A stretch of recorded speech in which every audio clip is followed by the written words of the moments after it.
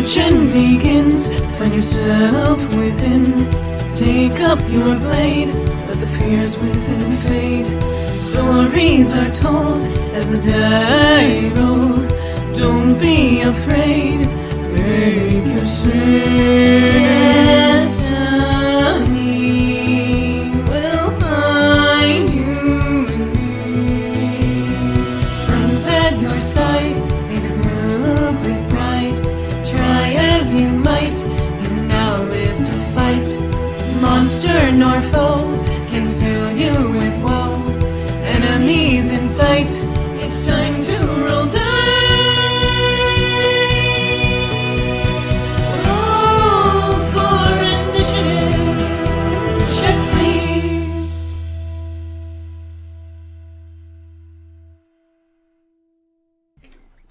Welcome to Check, Please. Last time, there was... let's see, what exactly happened?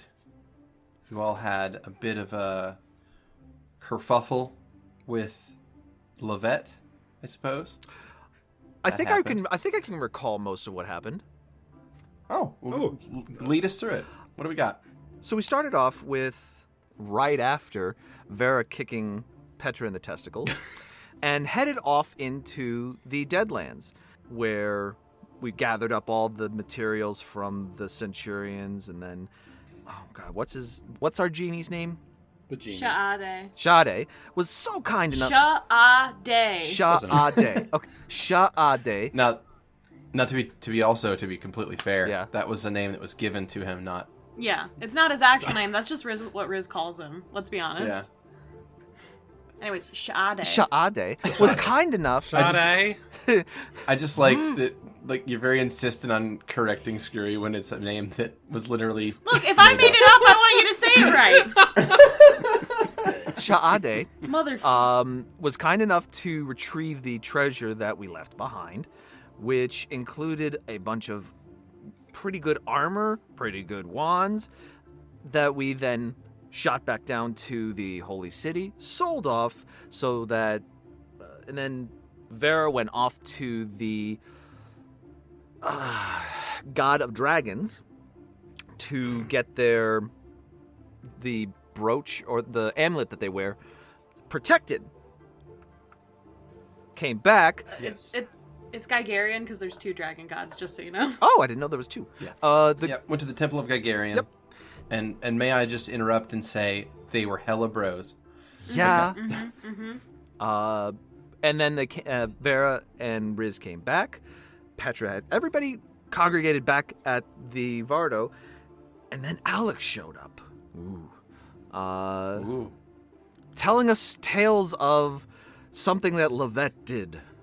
We were all aghast, like, and we headed off. We asked Lovette, "The fuck, bro?" And Lovette doing something wrong, never.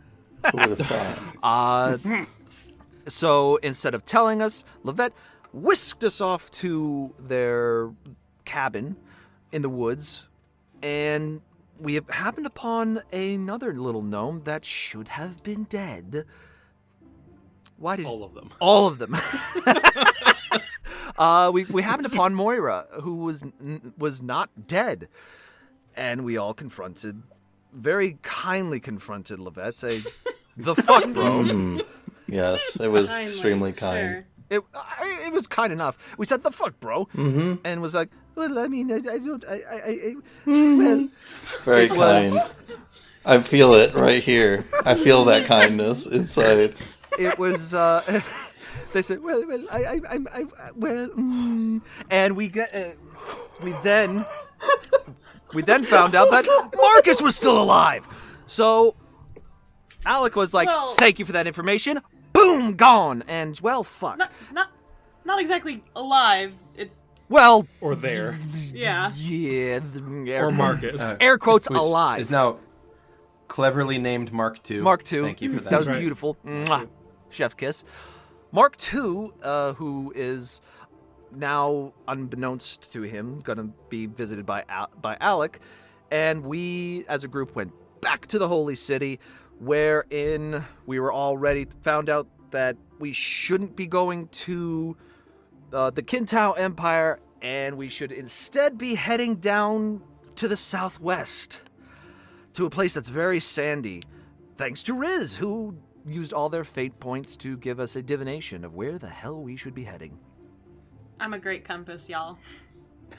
Weird. Well, that's a pretty good recap of everything. So we left off with the party on the way from the Holy City to the Great Vale. So I believe the last thing that happened was you all just departed the Holy City, and we're going to be headed west through the country of Vil toward the Great Vale to use the Lithogate there to travel to Moscova, which is going to put you guys much closer to Sejun, so you can get there and deal with this situation. And it is a situation. Also, I don't know if, Graham, you've thought of this, or if you want to do it even, but would Lovette warn Mark II Yeah. that Alec is coming? Yes. They don't have the fire opal. Okay. Oh, they She have says sending. She has sending. Lovette has sending. Yes. Oh. They have science. And I am gonna do that actually as soon as I can. Let me check. So we're not resting before we leave, correct? We are.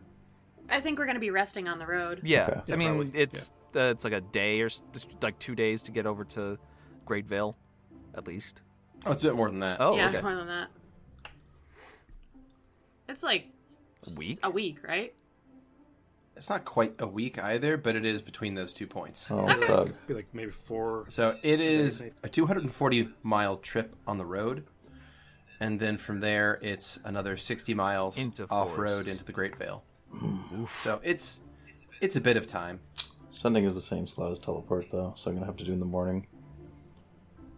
Okay. Which is not good.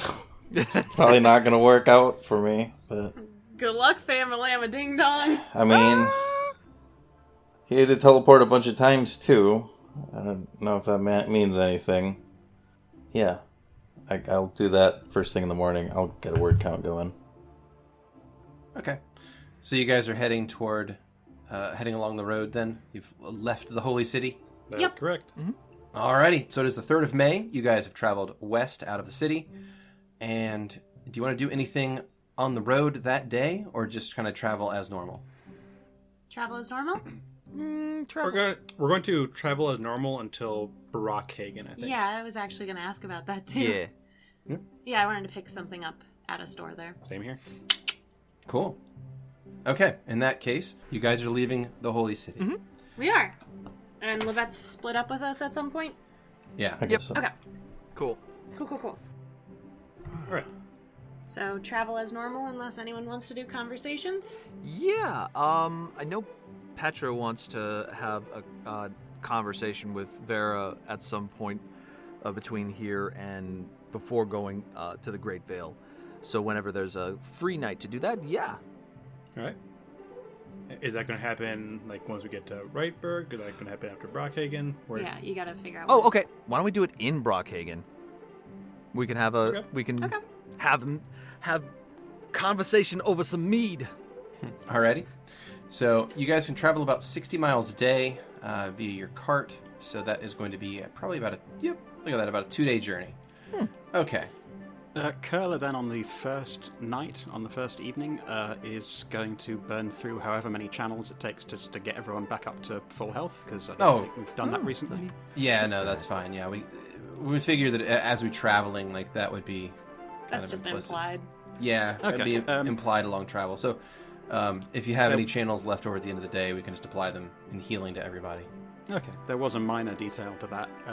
Instead of just casting them, Kurla will actually go around to each person individually and check in with them and ask how they're doing. Still in nice. quite a surly and poor bedside manner sort of way, but they're making the effort. Awesome. Do we want to just say you're doing that, or do you want to RP that out? I think we can just say it. It doesn't need to be a Okay. thing. Fair enough. We should get going. Fair point. Okay, so you guys are traveling west out of the Holy City. The first day's travel will take you most of the way toward Hartenshin before you would turn south along the road. You all make camp. If anything, does anything else happen that day before we make camp? Nope, I think we're just going until Phenomenal. Brockhagen that I know of. Okay. So let me make sure. Was Lovette with or without the party currently? Without. They're staying at Fuchsdorf. Fuchsdorf? Okay. Yep. Cool. Okay, so I'm assuming everyone sleeps as normal that night? Yeah. Yeah. Yup. Well, Yep. I don't really sleep. I use keep Yeah. watch all the time. No, I just want to make sure that everybody's sleeping as normal. Yup. Yeah. Petra sleeps. Grem? I wouldn't see why not. Alrighty. Well, in that case, someone has a dream. Ooh. Yeah. So I'm going to pull a little private chat here. One moment. Alrighty. So Lovette has a dream. Lovette is contacted while sleeping. I see. Okay. Alright. So Lovette, you finish your day's work there at Fuchsdorf, getting your item creation stuff started. And after a full day's working on it, like you turn in, you're probably pretty exhausted after like doing calculations and work for the whole day. And what's your typical routine? I hadn't actually thought about it. I think that when she's staying at the castle, she probably takes the leg out because it doesn't really, like, she's not keeping secrets about that. Mm-hmm. But other than that, I hadn't really thought it through. Okay. Well, after you turn in for the night, you are contacted in your sleep. You find yourself in a featureless void. It's like a white color in all directions, and a figure appears in front of you. It looks like Soul. Yeah, I knew this was coming. Hey there. So, That's me. was this a dream? I can't even... It seems more functional than most of my dreams. In a figurative sense. Or maybe non-figurative. Yeah. You know I was never really the best with words. Okay, well, that's convincing me it's still consistent. Hmm. It's nice to see you. That's a one-sided feeling. Okay. So, I have a question. What gives you the right to make things to mess with my life when it is already so busy as is? What gives you the right to, when I am trying to leave this world 5 years ago, to hang on to my leg like a fucking chihuahua and hump it the entire time while whining? This wasn't about you, Sol. I didn't... No, because it kind of seems like you're a stalker sometimes. No, Malchus has a son.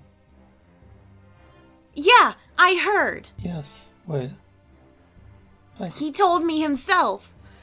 I don't think it's fair. To what? For that family to be left broken like I don't that. think it's fair to be messing with other people's ordeals.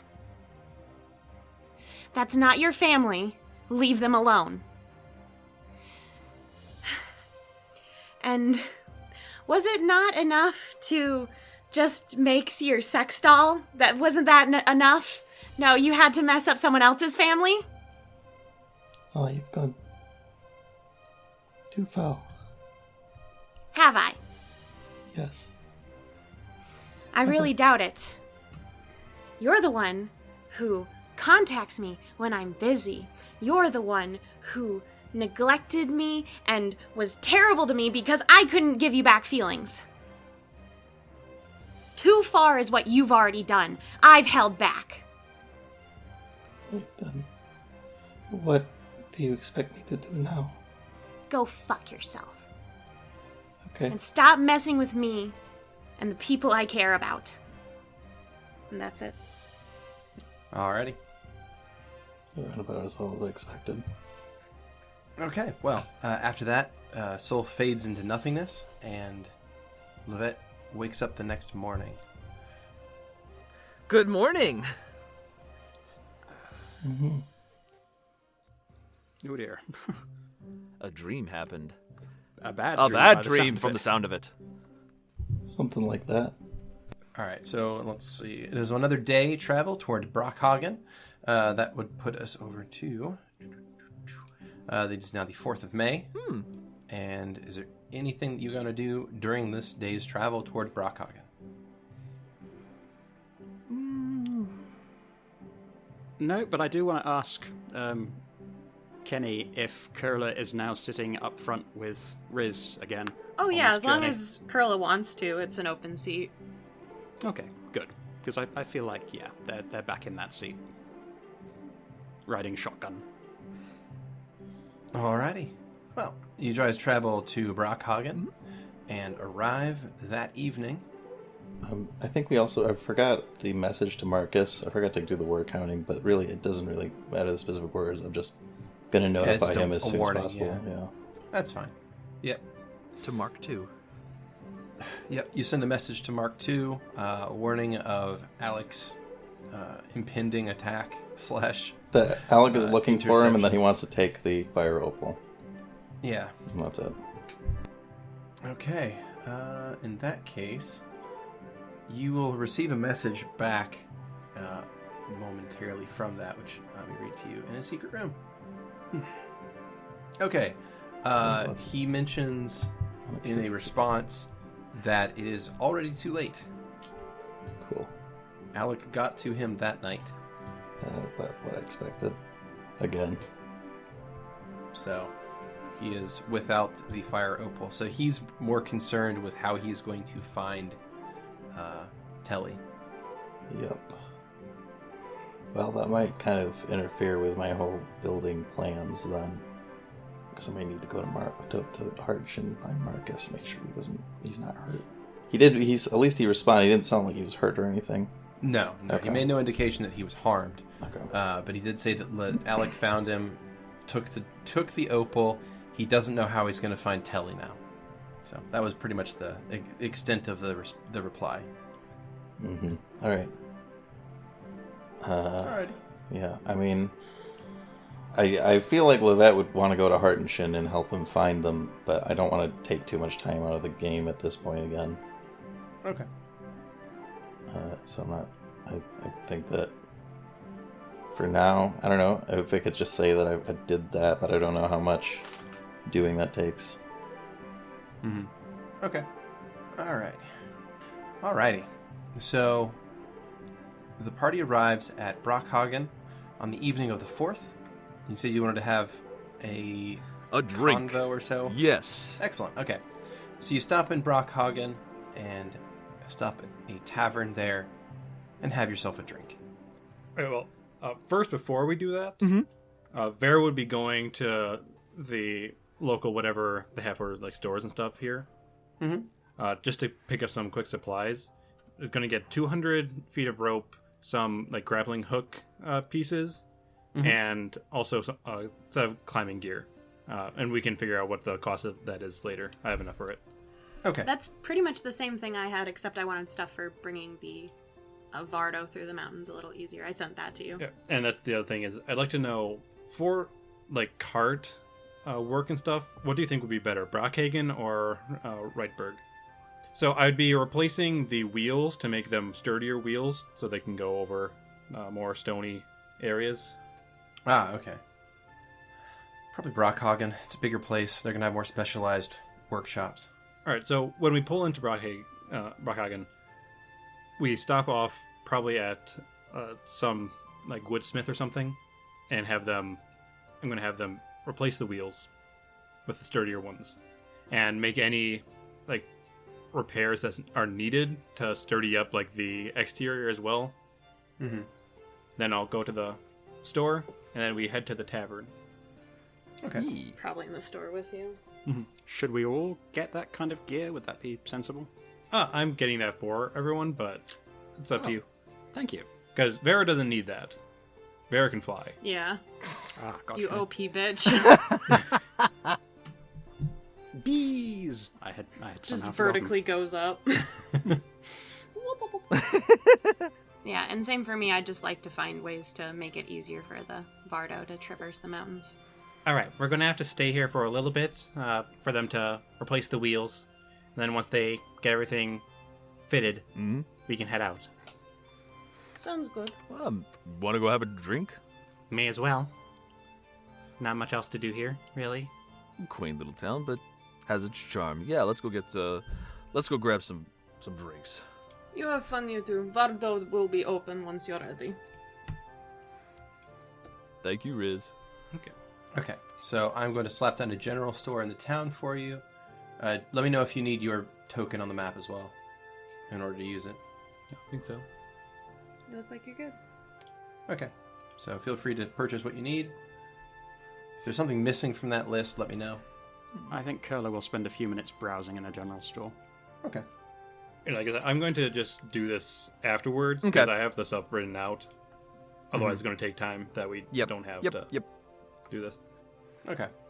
So you go to a tavern here called the Drunken Ox. Love these names. Right? They're the best. Writing that one down. Lore master. It's going to be on. It will live on the Brockhagen map, so it is saved for posterity. Perfect. All right. So the Drunken Ox is a pretty typical tavern, as you might imagine. This is a trade town. Mostly exists as just a crossing point between a couple of different roads, but it's grown up over time because it's a decent hub for agriculture anyway.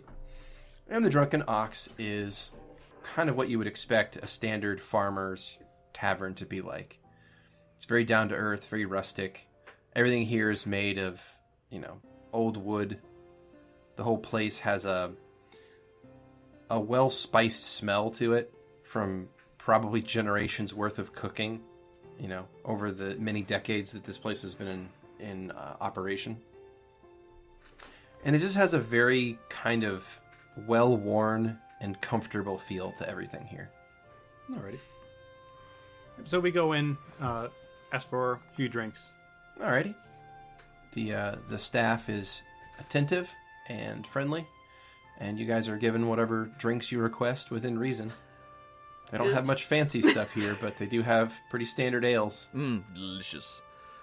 Like your country fare, so you're talking your basic Meads and basic ales, basic ciders, and cheap wine. I will get myself some wine. If they have it, I will get Vera some mead. Yeah, they've got some mead. Wonderful. It's close enough. It's probably close enough to your distillery that they would actually carry your own mead here. I just thought of a fancy winery name. Yeah. Go on. Mead me in the middle. Oh, that's beautiful. I'm sorry. Mead me in the middle. I just thought it sounded cute. It's adorable. Perfect. So Do I get damage for that? No, No. that was cute. Okay. That was cute. That had nothing to do with the game, really. So That was cute. So Petra will grab all the steins and globlets and everything and head over to the corner where Vera is sitting. And well, look at that. They have your mead. Well, at least they have something good finally. And I'll grab it. Listen, it's been a crazy past couple of weeks. That it has. Or at least week. Oh shit, yeah. Felt like a month. No, felt like a week. As a bee. You know how it is. I don't, actually. But I can tell you that it was really interesting meeting Hummel. I'm sure. So you spent a lot of time with them. I did. Mm-hmm.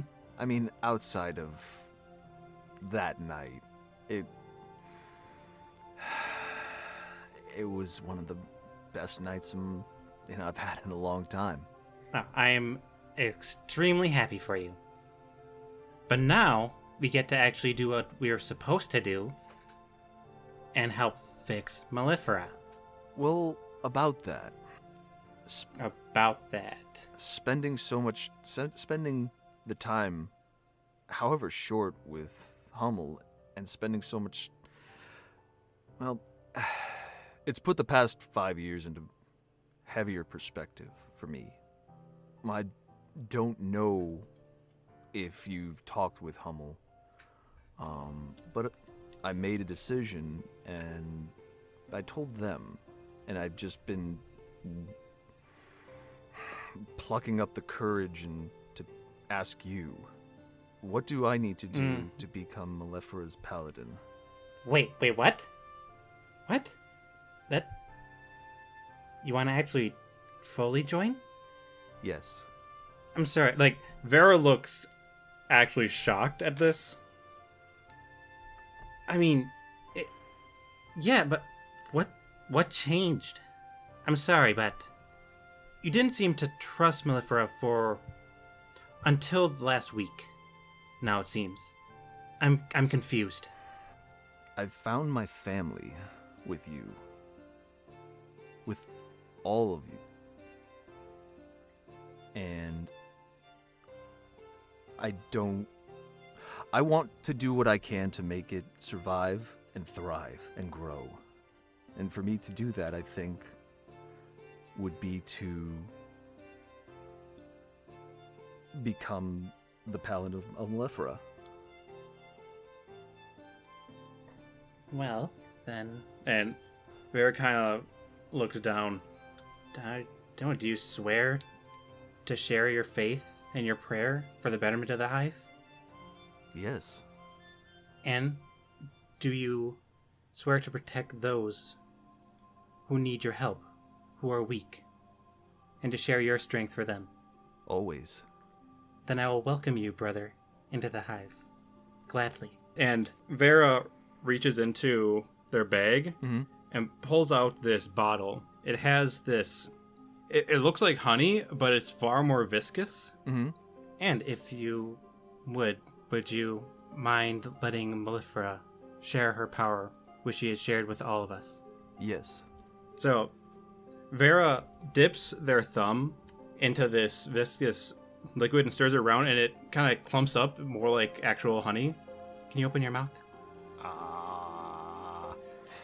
And Vera basically puts the thumb in and drags this honey from the back of your tongue to the front. And as you close your mouth, you feel this rush of adrenaline. You almost feel hot as you feel this adrenaline just coursing through and bearing into you. And suddenly what you thought of the Hive in that, you get this even bigger urge of this is your family. This is when you think about purely your home, that warm sensation. That is straight up what you think of when you are thinking about the Hive. It's almost like this connection, no matter what it was before, has greatened and has swelled. Yeah, it's cult-like indoctrination. And Simba. You also feel slightly more energetic in a way. Yeah, I just want to do stuff. Not necessarily I need to worship, I need to do this, but it's more of I can do things kind of feeling. And that's what you feel. Welcome to the Hive, brother. Thank you, sister. Don't think that this is going to make me go easy on you, though. Oh, I wouldn't have it any other way. Well... This has been a lovely evening. I don't know where to go from here. It's going to take him a while to work on those wheels, so we're drinking. Yep. Okay. Meanwhile, what is Kurla and Riz doing? Is this your card? Riz stares at it. If I tell you yes, can we stop? Oh, jeez. You never gave me that option when we did this last time. I know. But this has been an hour. Look, one of these is your card. I just need to find the right one. Yes, it's about a quarter N on the bottom half. Let me show you. And Riz will hold out their hand, shuffle it, and show you the exact card. Ta-da! Right, well, that could have saved us 55 or so minutes, but never mind. I was trying to humor you. I'm so sorry. Anyways, do you want to try out the cards you gave me? I want to break them in with you first. Alright, yeah. Before I, sell my wares here. Well, I wasn't sure if you were going to use them for the real deal, or if you were going to use you mentioned that you weren't sure how they'd fit into your technique. All of it works in time, it's just not as effective unless I use my powers. They still tell fortunes nonetheless. You just have to give them a little bit of energy first. Alright, Yeah, let's go for it. So, Riz will do a simple fortune telling, so they'll have your cards outright, and they'll ask you to pick 3 cards. Kurla's going to look very, very nervous and uncomfortable about this whole thing, but bless them, they're trying. And they will pick 1 card, wait a little bit, hand kind of hovering over the cards, not really looking at them, trying to figure it out, trying to think, trying not to overthink it, and then just pick the next 2 kind of at random. Oh no. What?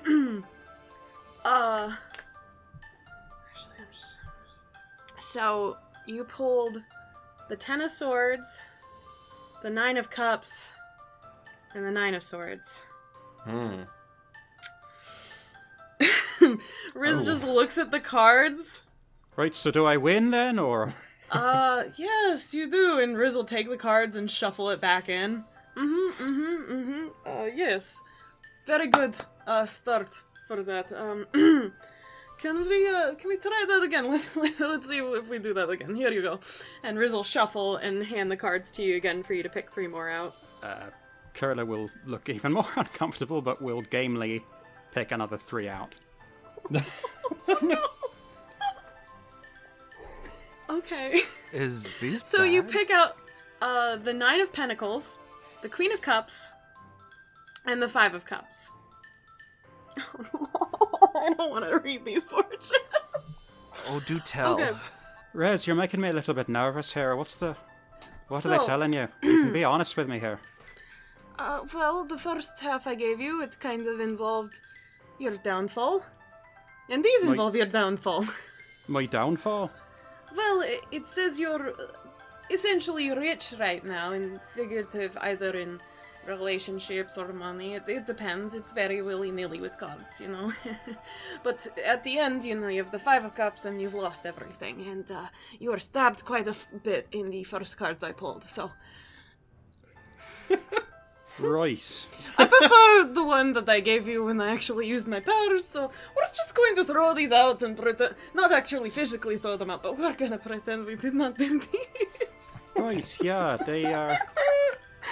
How did I do that? I mean, they might have been a cursed deck. I might have asked the chap for the wrong ones. It's possible. Yeah, next time have a question in mind, maybe that'll have it go easier.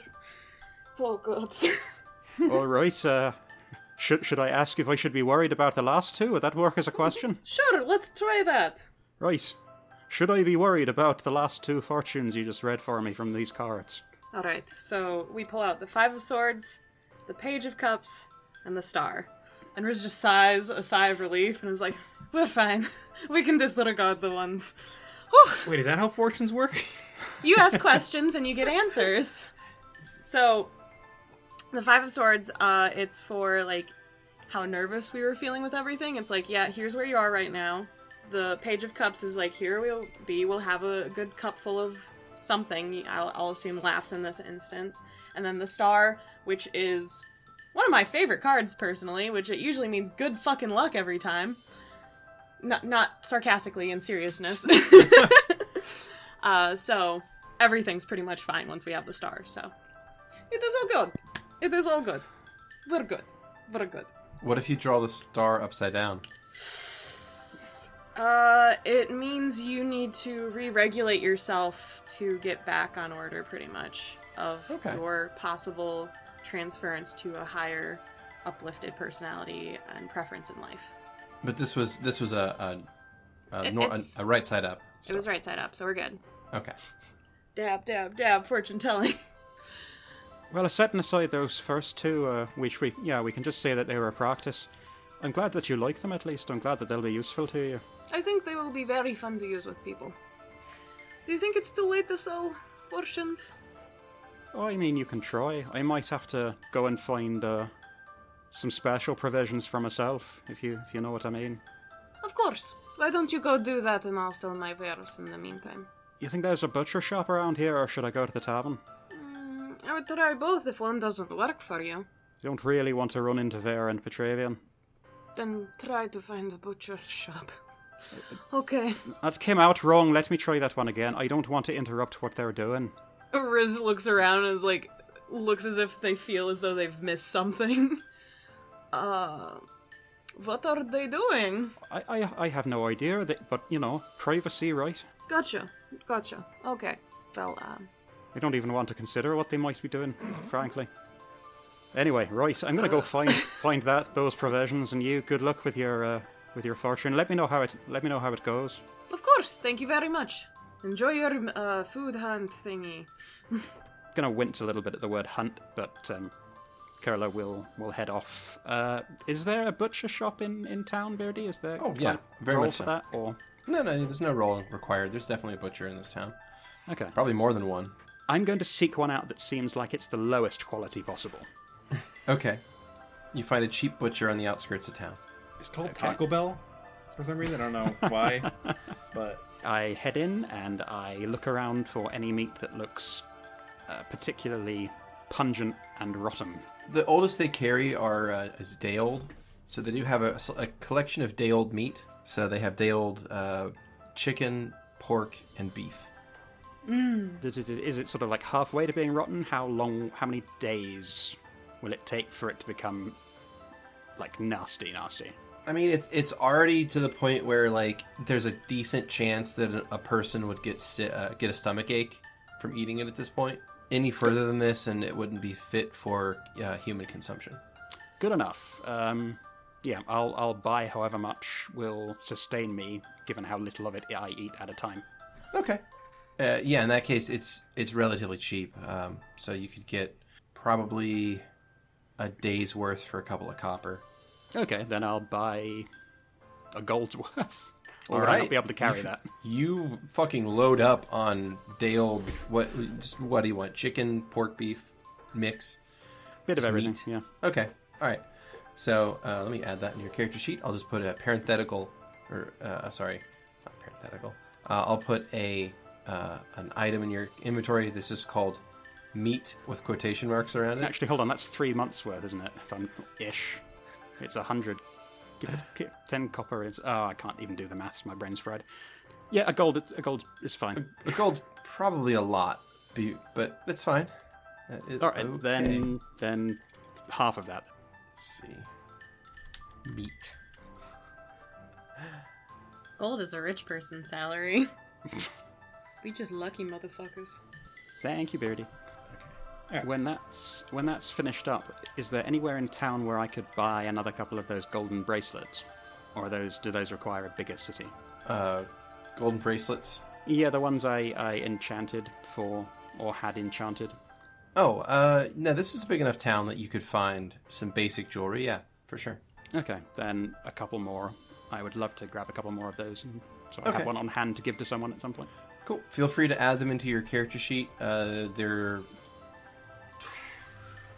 20 gold each. So I need to take 41 gold off my sheet. Yep, go ahead. Thank you. All right. So Kurla goes shopping. Yep, that's me done. And what is Riz doing after that? After Kurla leaves, they're going to try to sell fortunes. Okay. Ooh, yay. Go ahead and make a profession check, please. Okay. We'll see if you make any monies. That's a 29. 29. Pretty shitty roll for me, but you know. not the worst. Well, that's because I have a plus fucking 21 to that roll. Anything under 10 is bad for me. I know that's an odd sentiment to hear.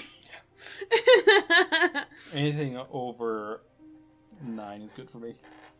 Below that is either average or always.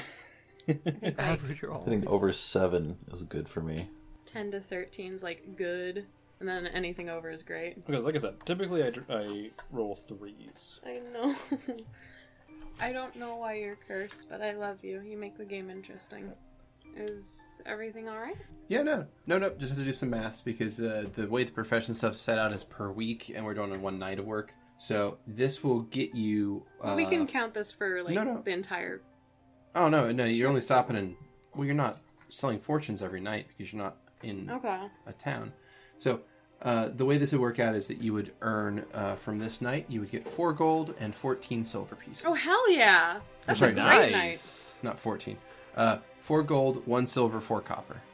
Okay, you didn't have to tease me like that. Still worth it. Thank you. So Do you want me to yeah. put that in myself? Yeah, go ahead and give yourself 4 gold, 1 silver, and 4 copper. Okay. I'll go to my end. Cool. Beardy? Yeah. Do we actually need to worry in universe about the condition of the painting in the party loot? Do we need to worry about it getting messed up in combat or anything, or is that kind of not going to happen? I mean, I assume it's stored in the carriage, so no, not really. Okay. Actually, wasn't sure if I needed to it's get hanging up in protection the for it. Vardo. Yeah, speaking of, where are you guys sleeping tonight? Are you sleeping in the Vardo, or are you going to get a room in the Drunken Ox? I'm always at the Vardo, no matter what. I assumed we were going to the Vardo. Yeah. Okay. I'll Well, in that case, in the Vardo. may I push that? Yes. All right. Well, in that case, you all go into the Vardo. Ooh. Beautiful. Oh. I spent an entire night making this. Oh, Well wow. Yep, custom map. You have excelled yourself. I can guess which room is mine. Is it that colourful again? Yes, it is. Yay! What is this? Oh, that's a mobile over his bed. That's Archie's room. Oh, okay, gotcha. It's Archie's room. Okay. I hope you can know which one's yours. Right here, right on the floor. In the middle of everything. So No, Vera's room's up here. a little bit of a update to this is Riz 1 has changed Kurla's room back to the pillowy colorfulness that it was before, kind of reflecting that Risen has forgiven Kurla. Another new thing is now there is a much larger table. There used to be a table that was just about sitting enough people, it was round, but they kind of made it a little more frivolous and longer, just so that eating there, if we felt like it, is a little easier. When we were talking about it before, I always envisioned that this was just like a hallway. So basically, to me, it looked like if you had an RV, you know? No. Like tiny table. It's much bigger on the inside. Yeah. Like when I use this spell. Well, welcome home, everyone. I hope you all had a good evening at the bar. Well, just waiting. By the way, how long is that going to take for them to just do that work on the cart? They'll have it done in 1 day, so basically it's just a day's delay. Okay. Well, nothing to do but to wait for now. Did everyone get what they needed? Riz, I saw you picked up what you needed at the store. Yeah, I wasn't given a price, so... I'll let Beardy take care of that later. Yes, I did. I got things to make cart more sturdy for going in mountains so we can climb them a little better, and ropes and shit. Yep. We are going to be climbing a lot, potentially. Well, depending on where we go. We're going to be going around the mountains, for the most part. I assume that most of us won't have much trouble, but, and I look to Petravian, Well, you might have to take off your armor sometimes. Just so you know. well, if it's, I mean, I could rocks, you know. Oh, yeah, true. I could. Oh, I guess you could, yeah. Yeah. I forgot you're a rock person. They speak to me. Do they? No, not really. Just trying my hand at humor. Yeah, rocks don't have souls, Riz. Riz looks at you with a really weird expression as if you just said something that sounds so wrong. If you think that the rocks are talking to you, I might be able to do something about that. You might have taken a blow to the head or something, and you know. Riz is looking at Kurla with the same expression now. Well, your rooms are all ready. Vera, yours have been adjusted back to what it was before Hamel, of course. Oh, it's changed? I had mood lighting in there. Why? Because he wanted it. Whatever. Would it actually be a possible waste. to talk to Hummel? I'd like to chat with them if that's possible. I mean, I'd have to commune first and everything, but I don't know if there's any way for you to talk to them. Oh. Because I believe speak with animal is not allow animal to speak. Right. Yeah. it does not. Oh, that's right. Shit. Okay. Also, If is he you- put under animal? Is he put under the animal section? Vermin. Oh, okay. But since I'm a swarm monger, I'm able to talk to vermin by default. Gotcha. And if you want me to be your translator, you're going to have a good reason, Petravian. Because we need to also be ready for what's ahead of us as well. We'll work on that. I mean,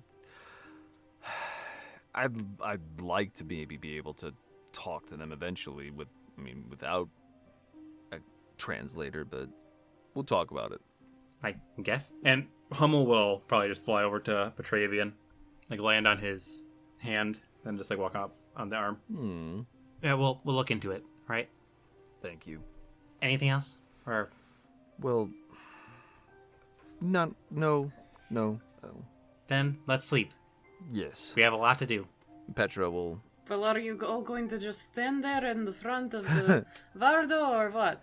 Petra will take, if Hummel will come What? with him. Why are you in Petravian's room? What are... You had something to say, Petravian? Well, yeah. Petravian and Vera are currently in Vera's room. That's Petravian's room. Oh, this is? Yeah, it's Yeah, all the green. B one is yours. Yeah. Oh, I all thought the this was hives I thought and- this was rocks. No, Oh. those are like hives and shit. Yeah. Okay. I did not know that at all. I was like, oh, that must be the rock room because it looks like Yeah, a I could- mountain. There is I no could- rock I can room. see that, yeah. I could see that. Yeah. But Okay. Petravian's was originally described as like a forest scene, and yours was Yeah. described as I like could not remember hives. Petravian's at all. I admit I also looked over at Petravian's room and thought, oh, that looks like the Druid room. So, Well, because But I didn't it- see but the then moss. yeah. So I was like, oh. and then I saw the hive holes and I was like, oh, that's cool. That also looks like a terrible place to sleep. I would be Yeah. horrified. That's why it's perfect for Vera. Yeah, it's terrifying. Lovette has a little desk in there for I love it.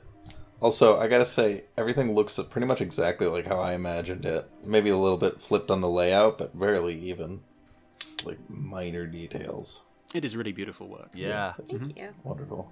Kurla's going to step into their room and see that it is back to how it was before, and just on the threshold turn back and mouth thank you to Riz, and actually give them a genuine smile, which might look a little bit weird since they have not only the fangs going on, but their teeth, whether naturally or just from grinding them too much with their bad attitude, are all quite pointy. So they have quite sharp, pointy teeth, aside from the sharp, pointy fangs. Nevertheless, it's a genuine smile that they give Riz as they head in for bed. Riz just gave you a quick thumbs up and a wink, and then turned to their horse in the window. The horse is just staring out into the dark. That's about right. It blinks once. Just once. Very slowly. With a squishing sound. And I'll, of course, use keep watch as I do every night. All right. Well, cool. In that case, go ahead and everybody can submit a rest. Your character should all be fully healed now either way. But go ahead and submit a rest to get your new spells for the day. And Kurla is going to have a dream. Dreams all around. So you find yourself on the bank of a stream. You know this place. Oh, God. This is... Oh, I know this place. No, keep going, please. Yeah, you know this place. You're sitting there, and the person sitting next to you, you can sense there's someone sitting next to you, but you have this sense of dread. Like, you know there's someone seated right there next to you, but you can't bring yourself to turn and look at them. You just sort of feel cold on that side, and you hear a voice. It's small and weak, and sounds tired and almost distant, but it's the voice of your sister. Why didn't you save me? See, I'm not sure how much you need me to respond to this. I'm just taking this all in. I mean, I'm not lucid dreaming, I assume, so there isn't really much I can say or do in this situation. I mean, you can try to turn and face this thing. I would like a will save if you do, though, because it does seem like something's preventing you from facing it. Like your own mind is stopping you from looking. Have I had this dream before? No, this one's new. This one's new. All right. Well, I'll try. I'll try and. Will I try? Yeah, show me Hearing a will that- save. Hearing that voice, I think Kurla will absolutely try and turn, even though they're filled with this incredible sense of dread and also shame. is bubbling up there as well. And as a player, I've got some shame going too, because I'm trying to remember where will saves are in the... They're in a couple places. So if you go to your main sheet, Yep. there's actually a lot of places you can get them. So Oh, you there it select is. yourself. I see it. Okay. All right, here's the will save. That is a 14. Wow, that is a terrible, terrible roll for you. It is actually, isn't it? Yeah, that's awful. So, try as you might, you cannot turn your head to face whatever's sitting next to you. You try to, but it's like your neck just locks at a certain point, and you can't see it. It's just this sense of coldness sitting on the bank of the stream next to you, and it speaks again in a sort of distant, almost raspy voice. You just let me die. I think Kurla's going to try to scream just in frustration and just utmost anguish, especially since the idea that this person with this voice is dead when they haven't wanted to quite believe that. Yeah. But that kind of confirmation, or that seeming confirmation, is going to set Kurla just screaming in the dream, and I feel like they'd be waking up screaming. Unless there's more that they give me one more will save okay. for that, and see if your ferocious screaming will kind of center yourself a little bit. That is a 29. That is significantly better. All right, so you scream, and it sort of wakes you up to the situation a little bit more, and you kind of feel more collected and more about yourself, like more centered. It sort of snaps you out of your paralysis as well, and you can turn and look, and you see this figure sitting next to you. It's your sister, but it looks like she was just left out in the sun for too long. Like she's looks drained and gaunt, and you can see that her skin is shriveled in places, and her eyes are sort of just these hollow pits, and you can see things moving under her skin in certain places. It's terrifying, I guess is how I want to put it. It's revolting. And she's not looking at you, she's just looking at the stream. She opens her mouth to speak again, and her teeth are like discolored with blood. You were supposed to save me, and you just started eating me. Definitely in the cabin, Kurla is just shaking.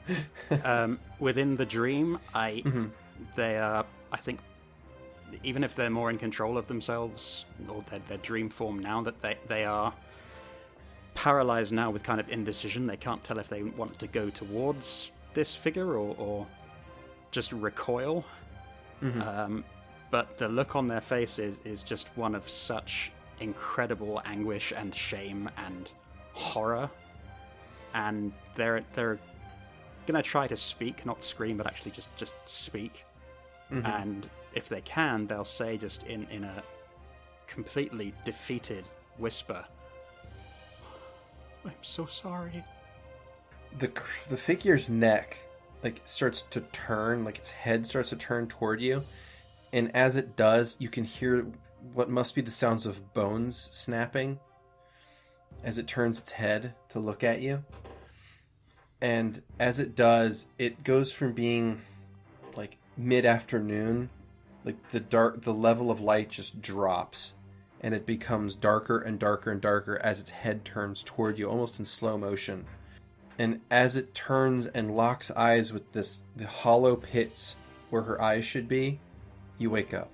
So, I'm going to put you back in the main channel yet. Fuck! Alright. Those of you who are in the Vardo are awoken at about an hour before sunrise. I'm already awake. Yes, you are. Then I'll rephrase it. Those of you who are in the Vardo are alerted to something about an hour before sunrise. Go ahead. It will have sounded like screaming. Just the most raw sound of anguish that barely even sounds like it was made by a sentient creature. It sounds more like an animal in pain. and Kurla is just going to come barreling out of their room. Oh. Boom! Chris would just come over to knock on the door. Completely disheveled, eyes wide, hair just all over the place, with this absolutely stricken look on their face, and they don't even seem to know where they are. They're looking around. They are out of it completely. Kurla, Whoa. calm down. What's going on? It was her, and she was dead. Ooh. It was Your her, and sister? she was dead. And she said it was my fault. And oh God, no. And Kurla's just gonna crumple to the ground and start rocking back and forth, much as they did when they saw the lightning and thunder in the fort Gugori in the Deadlands. Oh shit. All right. Brother, could you deal with that? And Yes. Vera's going to walk into the room. I'm just going to check everything out. Okay. Vera, make a perception check, please. I will. I'm going to do it so good, too. Just I can't fucking wait. watch. Hey. Wow. That was a 4. It was above 3. All right. Yeah. So that's a 22. Yeah. So you look around the room and you see the brightest collection of pinks and purples and overstuffed pillows and rainbows, and it's honestly enough to kind of make you sick to your stomach. What the fuck is wrong with this room? Make a will save. I think I know why she had nightmares. It is, Did I go in the right room? I is the look absolute- out and see if there's another door I missed. This is the exact opposite of what you would consider a good aesthetic, Vera. I use Flame Strike. I use Fireball. I mean, it's not really going to do anything, but it is annoying. All right, so Vera's checking that out. What are y'all doing with Kurla? So Riz will kneel down. They're not going to touch Kurla, but they're just going to be kind of talking softly towards them. Kurla, what happened? It was a dream. What happened? I saw her, and she was dead. I didn't want to believe it. I thought that maybe she'd survived, but no, she was dead. We were on the stream, and she was dead, and what? Who? My sister. Okay, that's what I thought. It was a dream. You don't know.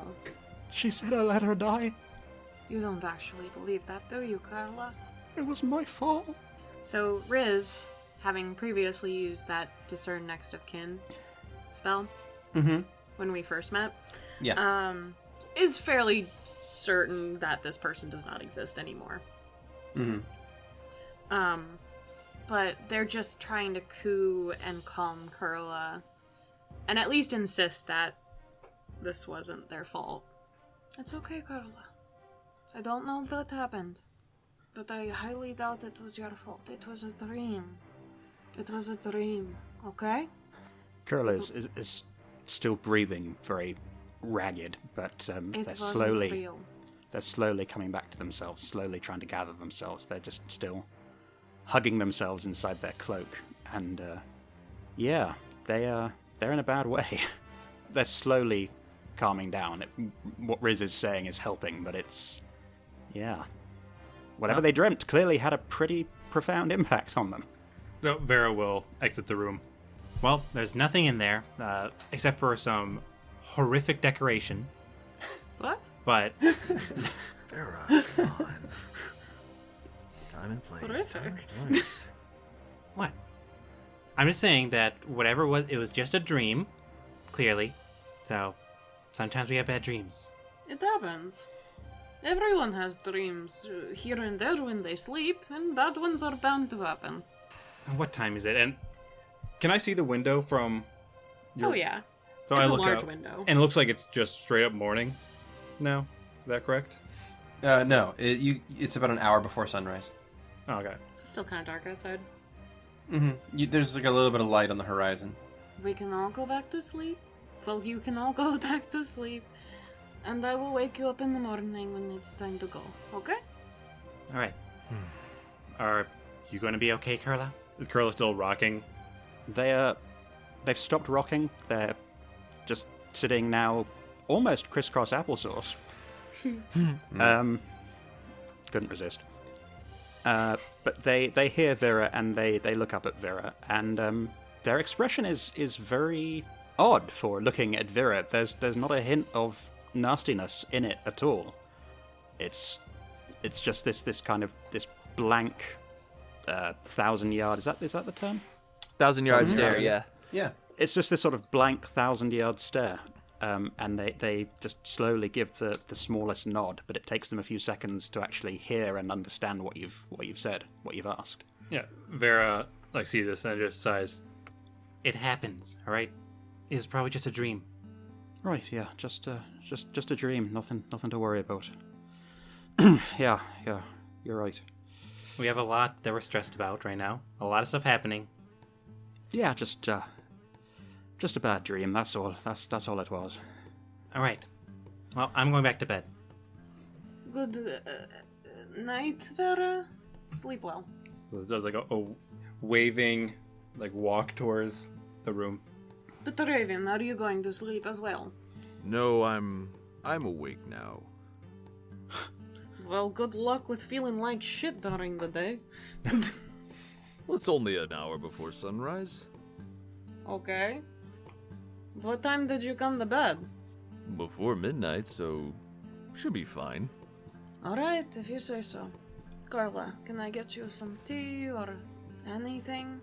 Tea would be lovely, please, Rez. Thank you. Alright. And Riz will go and put a pot on. Kurla's gonna collapse onto the sofa in front of the fire and put their head in their hands and try to catch their breath, try to come to grips with everything that they just saw. Petravian will slump into the armchair next to them.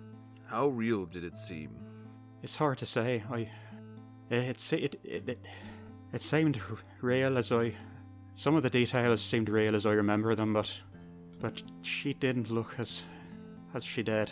She was wrong. She was so wrong. She was acting differently than you remember them. No, the way she looked, oh God, I can't. I'm sorry. I can't talk about it. It's too much. Petravian says to himself, I'm gonna have to talk to Riz. Riz turns around with the cup of tea and looks at you. I'm literally right here. Would you like some tea too? As they hand a teacup to Kurla. No. I have a thought. Kurla's hands are shaking as they take the tea, but they take a couple of sips and listen to Petravian. Do you want the saucer under it still, or do you want me to take that? It's not necessary. I don't care if you drip. I keep the saucer under it, just out of respect. Okay. Anyways, Petravian, you wanted to say something?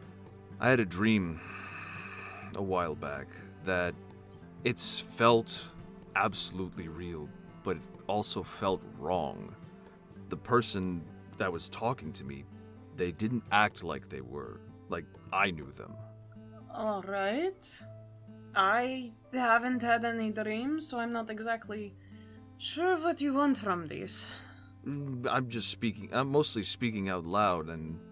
I mean, this might be more between you and Kurla, actually. No, what happened? I think these dreams might be not connected, but caused by somebody.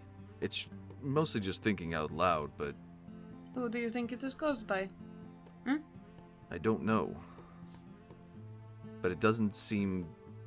It's coincidence, but I'm sharing because if someone else has something like this, we need to maybe consider some outside influence. Question. How good is the noise cancellation in this Vardo? Between walls? How thin are the walls, I guess? Oh, your rooms are quiet. Riz is the only one that's aware of what's happening in each room normally. So there's no carrying of voices? I'm sure there's a little bit, but Okay. it's not like you can hear exact word for word. It'd probably be muffled. Then I guess I can hear it then. Do you want to try to make a perception check to try to see it? That wouldn't be actively listening. That's what I was wondering. No, that's fine. Well, it's fine. We can give you a small penalty to Hey. it. Another 22. It's another 4. But it's above 3. Yeah. So no, you're not gonna glean anything from that. Sorry. Yeah. Yep. So I guess Vera's still just on the ground. The sheets and blankets have been torn off the bed that's in there as she is sleeping on the ground with them. Alright. You stubborn fuck. Anyways, do you know of anyone else having the dreams besides you two? If you think it's connected, why don't you ask the others? Why didn't you bring it up when it happened? I just thought it was a bad dream at the time. Well, you apparently don't anymore. It just sticks out too much to me. Do you mind if I ask what happened, if it's not too personal? No. If it's about Hummel, I don't want to hear it. No. Someone that we knew, Soul. The statue person. Exactly. They communicated to me in my dream, and they were trying to get me to stop what I was doing, to stop the quest that we're on, essentially, to instead get to my job of helping them find followers, and that the way they talk. Wait, are they a god? No. You see Riz's face light up. Well, I mean, I don't think they're technically a god, but I think it's difficult to wrap my head around it. But I was before the dream, I was contacted by them to try to find followers for them, and I thought at first the dream and the message that they sent me were connected, but the way they acted in my dream was so out of sorts, and the way Kurla describes their dream is not being right. Maybe we should ask Vera when she wakes up. Agreed. And Lovette when we get to her. See if this is as combined as you think it is. And we will work from there. Exactly. I could be just overthinking.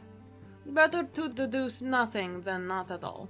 Kurla has been quietly collecting themselves, and they are going to look up to Riz and Petravian and say, "What was it that was in that fortune you read me? That the bane that I seek laughs at my pain and has pulled the strings of my life? Is that? Those were the words? Well, maybe they're not just pulling my strings. Maybe they're pulling his as well." And I'm gonna kind of do an upwards nod towards Petravian. Yeah, that was pretty much the gist of it, yeah. Well, I was also guessing, if we are making just any sort of willy-nilly adjustments and guesses, perhaps the person who stole the items from Vera might be very upset with us. It is guess, but maybe both beings are the same, if I think about it. Back in the snow when you died and I brought you back, you seemed convinced that your destiny was tied up in sticking with the rest of these people. Then maybe it runs deeper than that. Maybe we are all meant to be together like this. Fate? Yes. It's sort of like, yes, the strings of fate. They all bind us, one way or another. And we have a path to follow. And let's choose the right one to succeed Agreed. for us, and be in the right direction. Kurla's just going to let out a long sigh. Do not worry. We have fortune's favor on our side. Well, that at least makes a nice change from how things have gone until I met all of you. I'll take your word for it. Then we'll be just fine. All right. Silence descends upon the group, and time advances. Come the morning, sun comes up about 6 a.m. What would you like to do?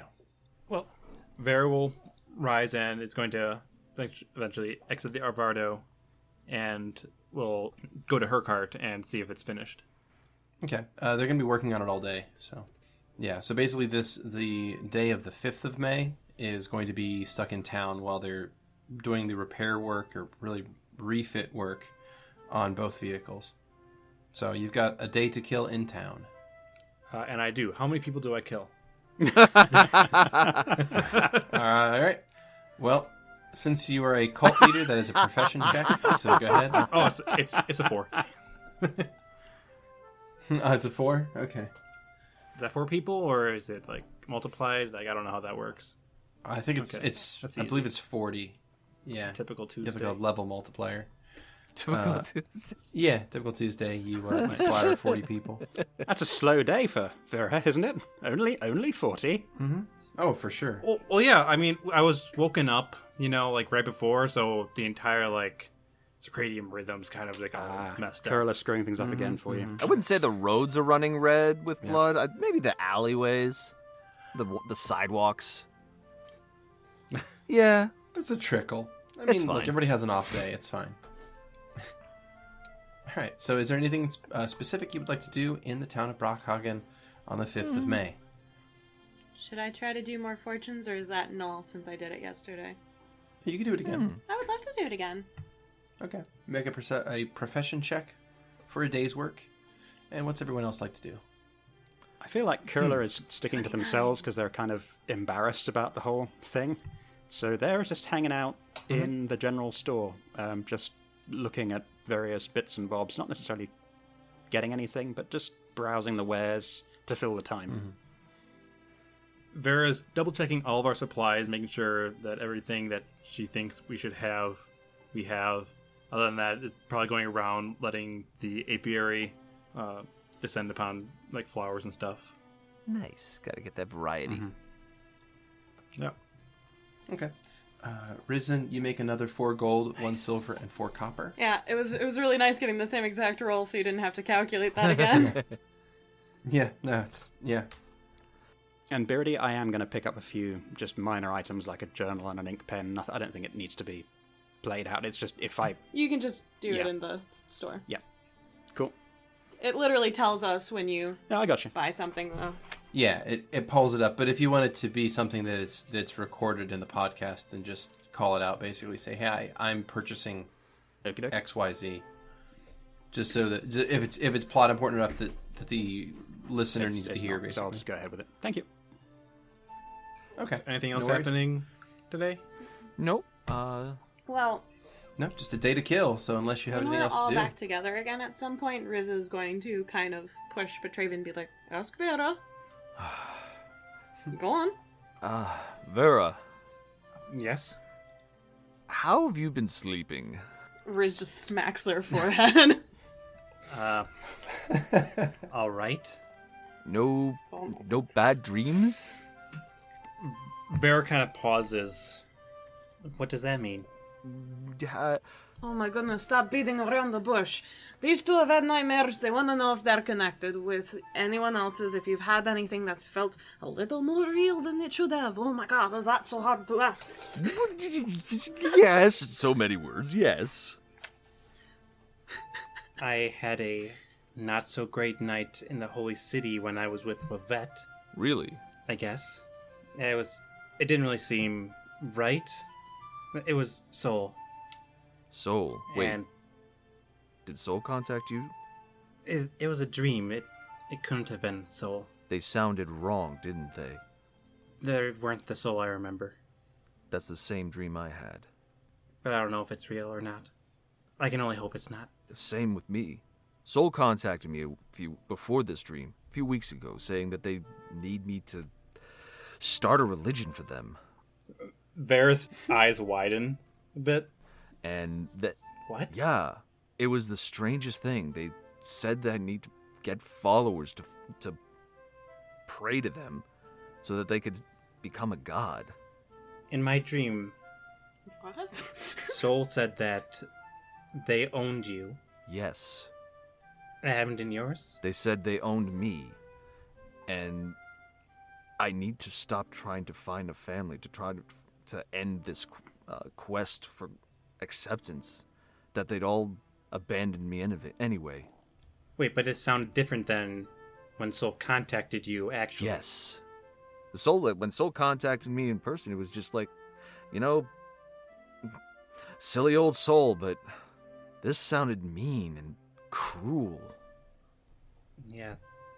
I kind of tried to light them on fire.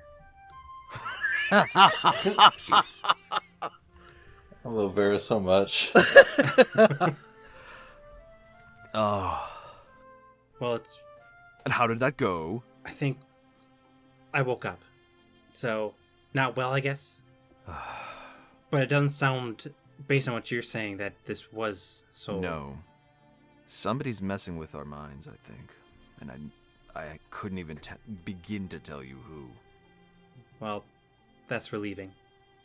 To be fair. I'd rather someone else be messing with our minds than... Yeah. That'd be what I thought. Yeah. That's a... Honestly, it's an incredible relief. I feared that they had to succumb to the darkness that... Riz snorts. Sorry, you are talking seriously. Well, that's what I was thinking. Like, we know what Ish is capable of. Yeah. We fought what Ish was capable of. We didn't really fight. Well, what his influence would create. I mean, Glarv was just this abomination. Now Riz looks completely lost currently. No, don't worry yet. Just watch the other season. Oh, okay. I'll use my third die. Asshole. Do you... Well, we've all had dreams. Do you think Lovette has? Well, I haven't had the dream. Well, you don't sleep. Fuck you. Well, when do you dream? You dream when you sleep. You take a nap every now and again. I dream when I was dead. Yeah, that was like one time. That was before all this happened, right? True, I guess. But what was that dream? So, Well, fuck it you. was Statement after- still stands. It was after I met you all. I don't know if it's your fault or someone else's. What did you see when you died? They just said I didn't have enough. Who? Who's that? The person at the desk. What desk? They said I didn't have enough. I was dead. I don't know, going to some fucking religious... That seems like the Afterlife? most boring afterlife I've ever heard of. It was very confusing because I worship all of them. I just assumed my soul would be limbo Hold for on. a while. I didn't think I'd owe anything. Wait, owing, not having enough, desk. Was this a Seamus thing? It is... Riz thinks to themselves. I don't know. This afterlife sounds like the Department of Moving Carriages. But it wouldn't make sense why... Look, I appreciate Seamus, and I give the money that I am able to him because that is a respect thing, but I have so fucking much! I mean, Ah! How could I not have enough? Does anyone here have message? Or sending, whatever? No, I don't know what spells people use here. I have scrying. So no one can contact Lovette? No.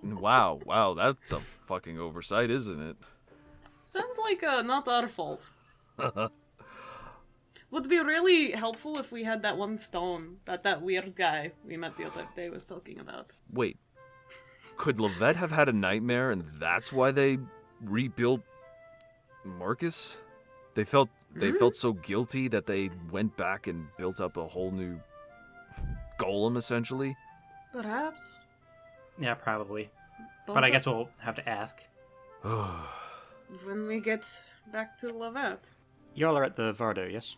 Yeah, I assume we're Yeah. just kind of chatting outside as Riz Okay. is cleaning up the Vardo from Fortunes for the day. At this moment, I think Kurla is going to wander up with a bag slung over their shoulder that sounds like it's clanking, like there's something in there that's metal and making noise.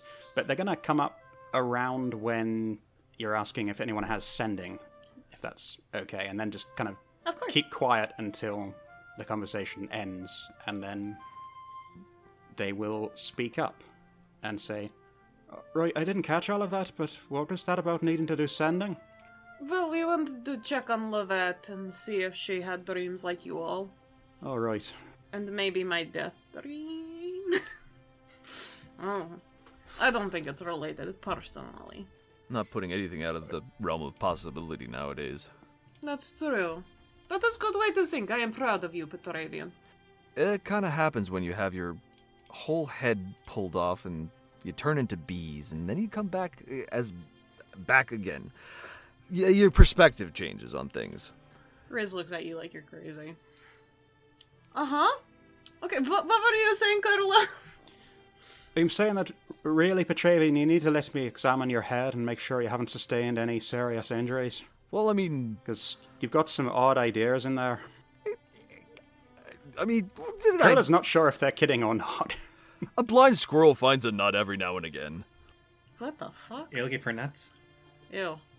Right, so what am I sending to Lovette exactly? Because I've got limited words to work with here. They've got their middle fingers of each hand now at their temples, and they've shut their eyes, and they're preparing to use sending. I don't know. Hey, Lovette, have you had any bad dreams? Nightmares? Maybe about soul or something? Everyone else has, other than Riz. Let us know. Bitch.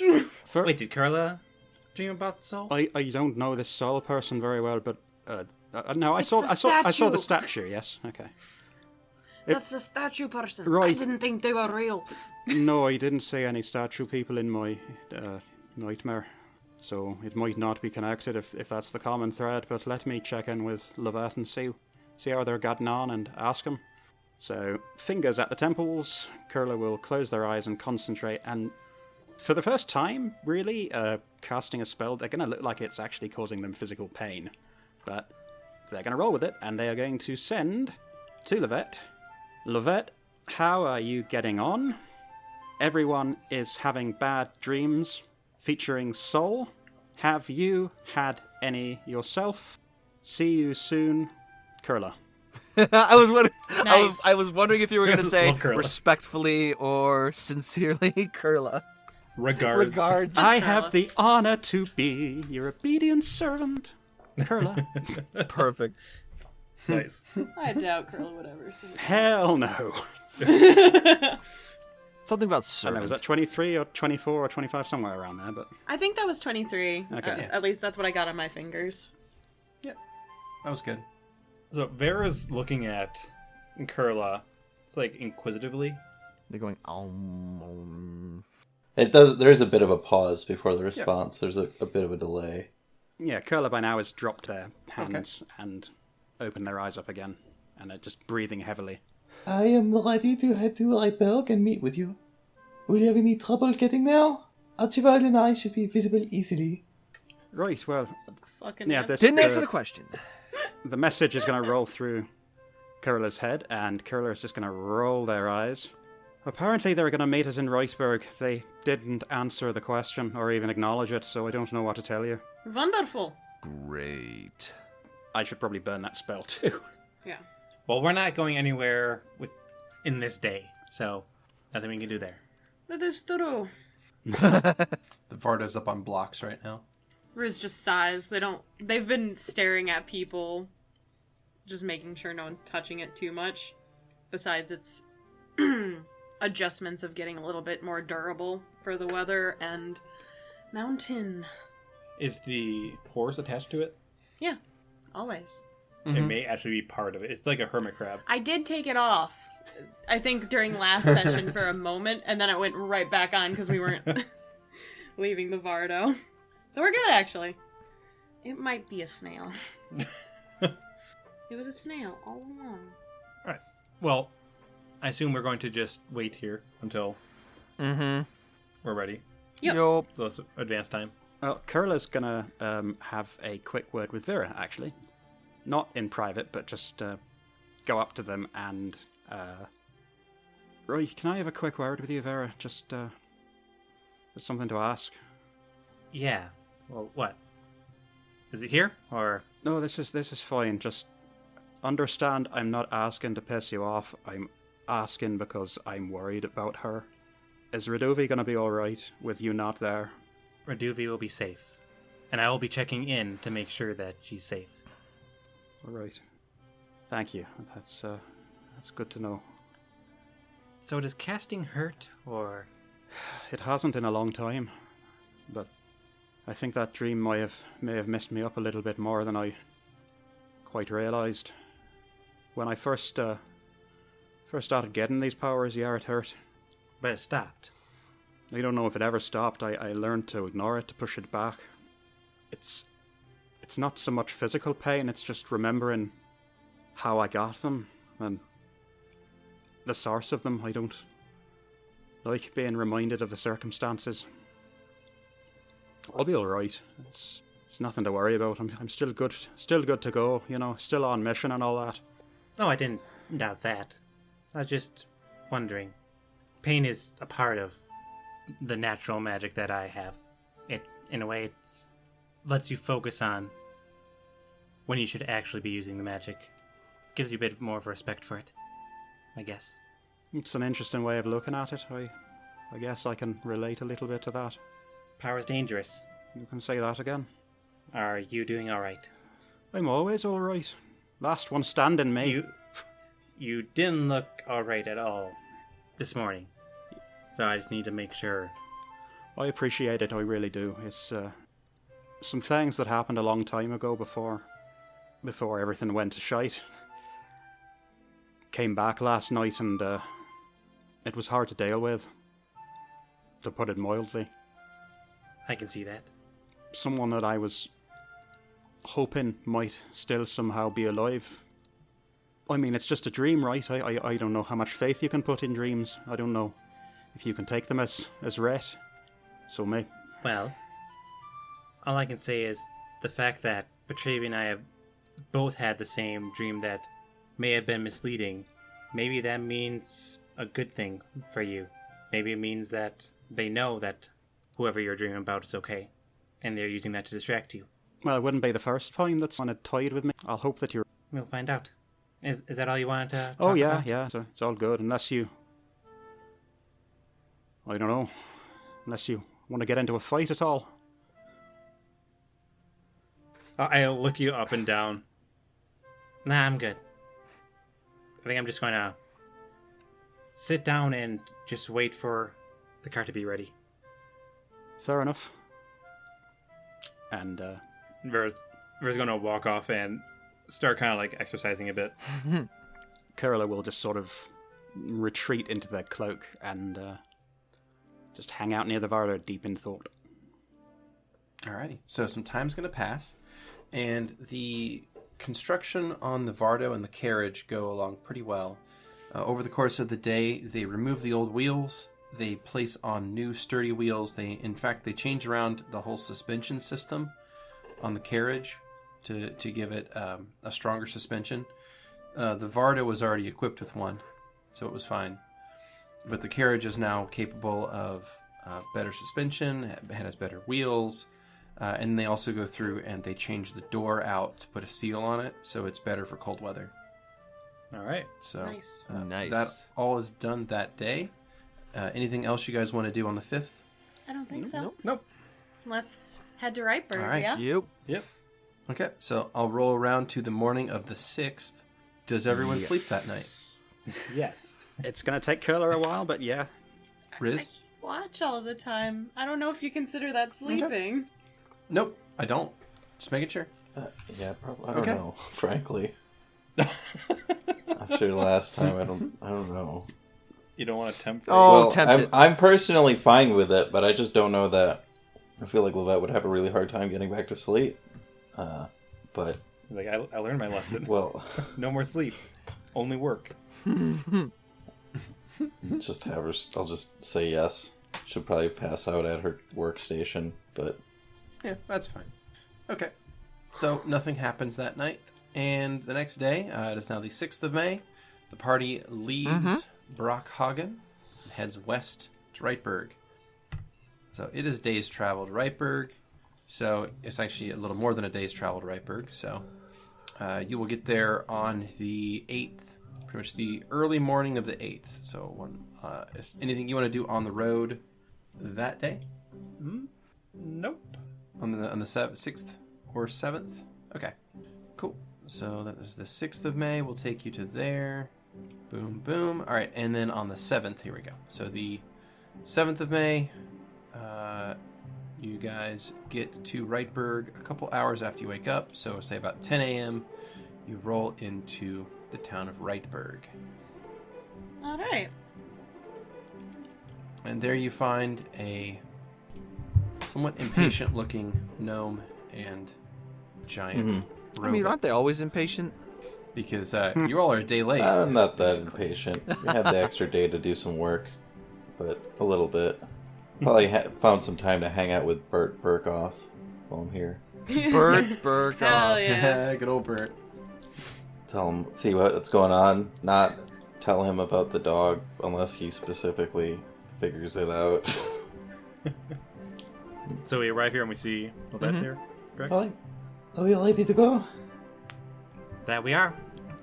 Wait, Alright, good. you didn't. Lovette, you What? didn't answer the question that we What did. quest? We asked. You didn't ask a question, you just got here. Yeah, Kurla sent you a question, but you didn't answer them. What's up? Have you been sleeping well? Why are we always beating around the bush, Petravian? Just ask. Have the you been question of having what any you actually nightmares? Maybe soul related. mean. There we go. What kind of nightmares are we talking about? I mean, other than, soul related. Like, Specifically soul related.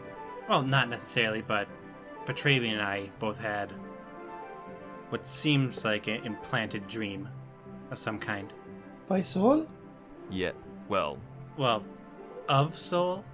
They didn't seem quite... They seemed to know about us, and like everything we've been doing, but they didn't talk like soul. they were cruel, and not that kind of playful thing, like playful cruel. Like they were really, really mean. Do you mind if I ask what about?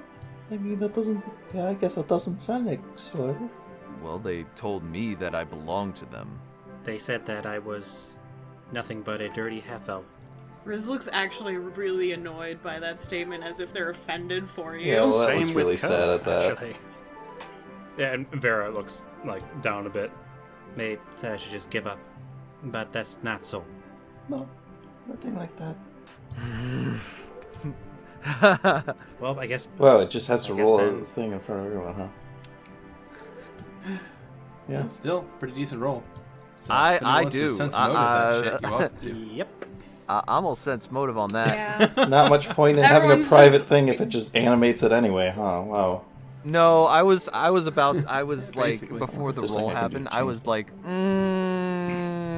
I was expecting people to hear the dice sound, but not for it to just roll a big ass fucking d20 in front of everyone's Oh, we face. didn't- You we only didn't see see it. that. Oh yeah, you didn't see that? We Okay. don't see private rolls. I'm sure we heard it. So Oh. if you don't want us to hear rolls, you have to turn. No, them I on figured your you'd own hear end. it. Oh, well, I gave it away more than... Oh, well. We were already saying we were going to sense motive anyways. 33 I for mean, I was me. anticipating you would because I was rolling for it. That is a We pressed X for doubt. Yeah. 15 from Yeah. Kurla. All right. So Vera, Petravian, and Kurla, you all think that Lovette is being kind of the typical level of Lovette, just sort of general disinterest and Disinterest. Alright. aloofness that you're kind of that you kind of come to expect from Lovette in these kind of matters. Riz, you sense a pretty well covered deception in that Lovette is definitely not telling the whole truth. So, would you like to re-elaborate on that, or are you just going to keep hiding yourself? Elaborate. What do you mean? What? She's hiding information. Lovette, come on, I don't... please. Yeah, I've had a dream similar. I feel like given the circumstances, it wasn't really as out of character. What did they say? Yes, what did they say? It can't be that outlandish compared to the other two. Well, they called me a chihuahua humping their leg. I'm sorry, I'm can you trying run up not and join to. me again? I'm composed. Yeah, it's really funny. No, I didn't. I'm not laughing. I don't think I quite caught that. It's a... Where would the equivalent be here? Fuck. Like Mexico? Yeah. What's the equivalent to Mexico? I mean, shit, I don't... Well, I mean, I look, doubt I don't it's even know if chihuahuas No. exist in this world. I'm sorry! They're from... I think they're something from Soul's planet. We'll go with There that. you go. That works. Something humping Can their you leg. imagine? Can you imagine a world that doesn't have chihuahuas? Oh man, what a paradise, right? Looks like you guys are living the high times. They have mimics instead, though. Yeah, I'd take mimics. Yeah, it's true. You win some, I'll you take- lose some. mimics are Yeah, Yeah, I'll take actually, a mimic. I think a mimic pet would be more interesting than a chihuahua, so that does still win. Alright. Sorry and I had a complicated friendship. Not a very healthy one on my part. Yeah, but they weren't cruel, No, right? but I wouldn't be surprised if they were just kind of holding that in. Given this, I'm fairly certain somebody is messing with trying to break our spirits to stop us from possibly reuniting or recharging the amulets or the ring and the crown. Yeah, not happening. But still, but what do they have to gain from misleading us about Soul? That's my question. Well, again, Kurla did not get. Well, yeah, Kurla didn't, but 3 of us did. they're targeting Good, our how Because fears. this person. Well, I mean, if it is the same person and the idea is to break their spirits, I didn't know Saul, so a dream with them insulting me wouldn't have meant something, but if they were trying to hit us all where it hurt, they picked the right thing. Saul for all of you and my thing for me. Are you okay? No, not really. It's fair. If anything, this just proves more that this is just some asshole trying to fuck with us. I guess. So the question is, who would profit most from it? Who would Whoever would sent profit those... from all of you getting worked up and distrusting of each other and of Saul, and would want you not to power up Mellifera? Well, I don't know about not wanting to power up Mellifera, but I know Ish is evil. Ish is really our kind of our nemesis. Maybe one of his underlings. But that includes Soul now. So, this Ish is bothering us. Well, I don't know. I don't see why It's not Ish really would his even style. be. I mean, Ish isn't here. No. Ish promised not to come to Right, this world, so exactly. I don't see. But Soul was also apparently looking for followers or something, Yeah. which is kind of messed up. Followers? They're not a god. wait, what? Firewells? Yeah, Well, point to Petravian. Yeah. Soul contacted me, and this was before the dreams, which made the dream stick out even more. They asked me to gain them followers to pray to them, so that they could become a god, I think? So they could be more powerful? I mean, that kind of sort of tracks with Soul, but Yeah, that does a little bit. But sort of, kind of. But I mean, the whole "we are worthless" thing. That's not them. So it really confused me. But when Kurla talked about their dream, it got me thinking: is everybody having bad dreams? So we need to. I don't know how we would even find out who's been messing with us. Well, my assumption is, as we're going and wrecking whatever this person doesn't want us to wreck, They're shit. we'll find them. That's what's and then we we're can gonna wreck. kick their ass. They're shit. That's what we're gonna wreck. Do you think that means the dreams That's are going right. to get worse? Maybe. I mean, at least we'll know they're not real, so it'll just suck for a night. Yeah, I'm used to that.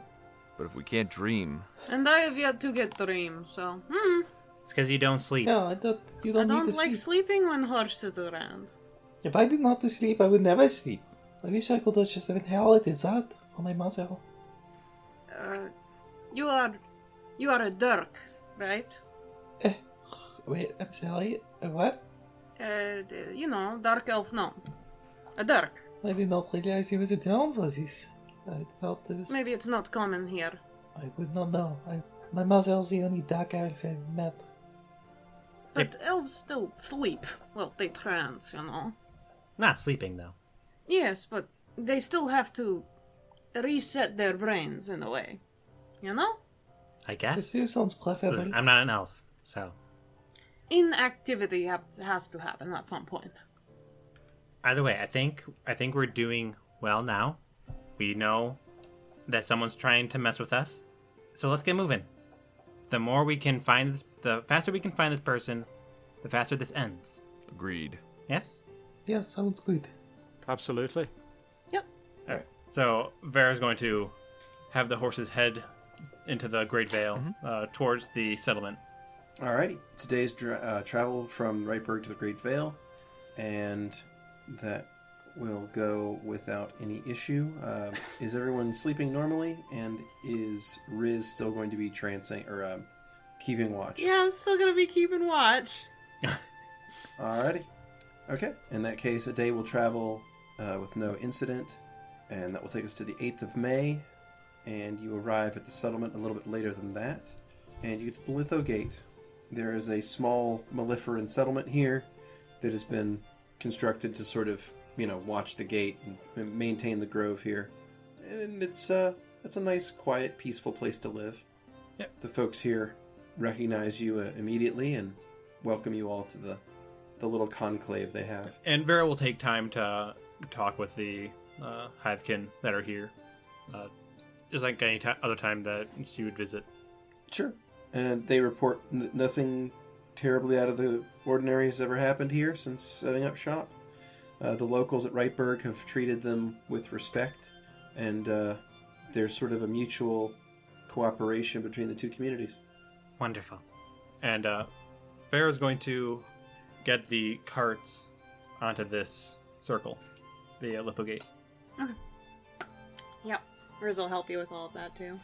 Kurla will lend a hand. Lovette will lend a hand with Archie's help. All right. So if I recall, there's like a kind of pedestal in a way or something for this thing. Is that correct? How is the thing activated?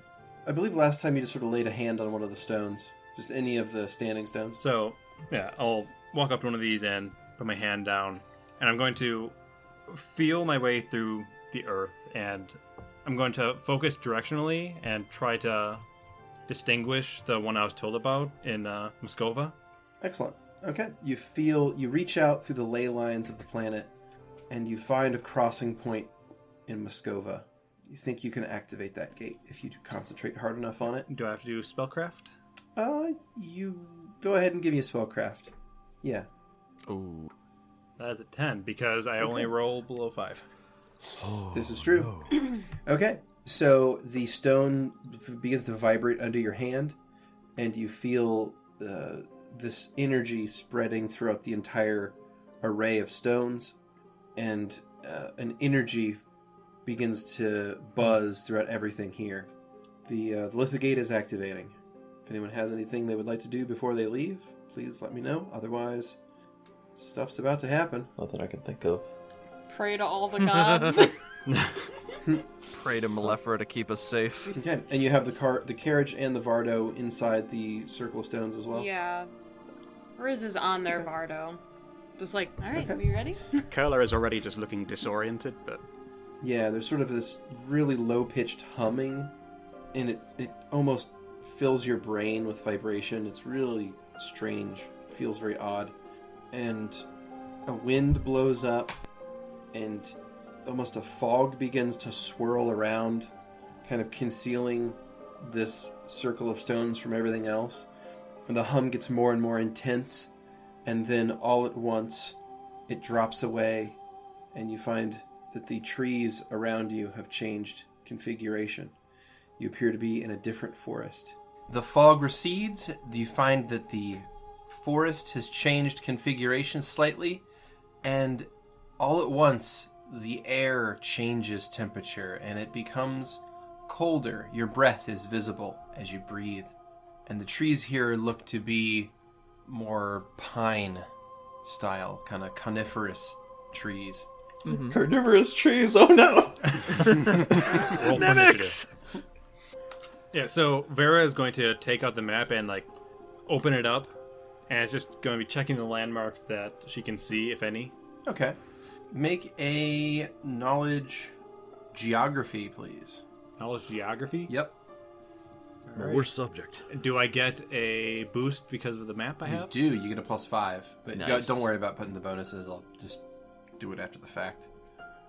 Hell yeah. Holy Nice. shit. Look at that fucking That's shit. how it's fucking 24! done. All right. Fucking 24. It's because I got 17 rolls all the way that were all 5s during the break.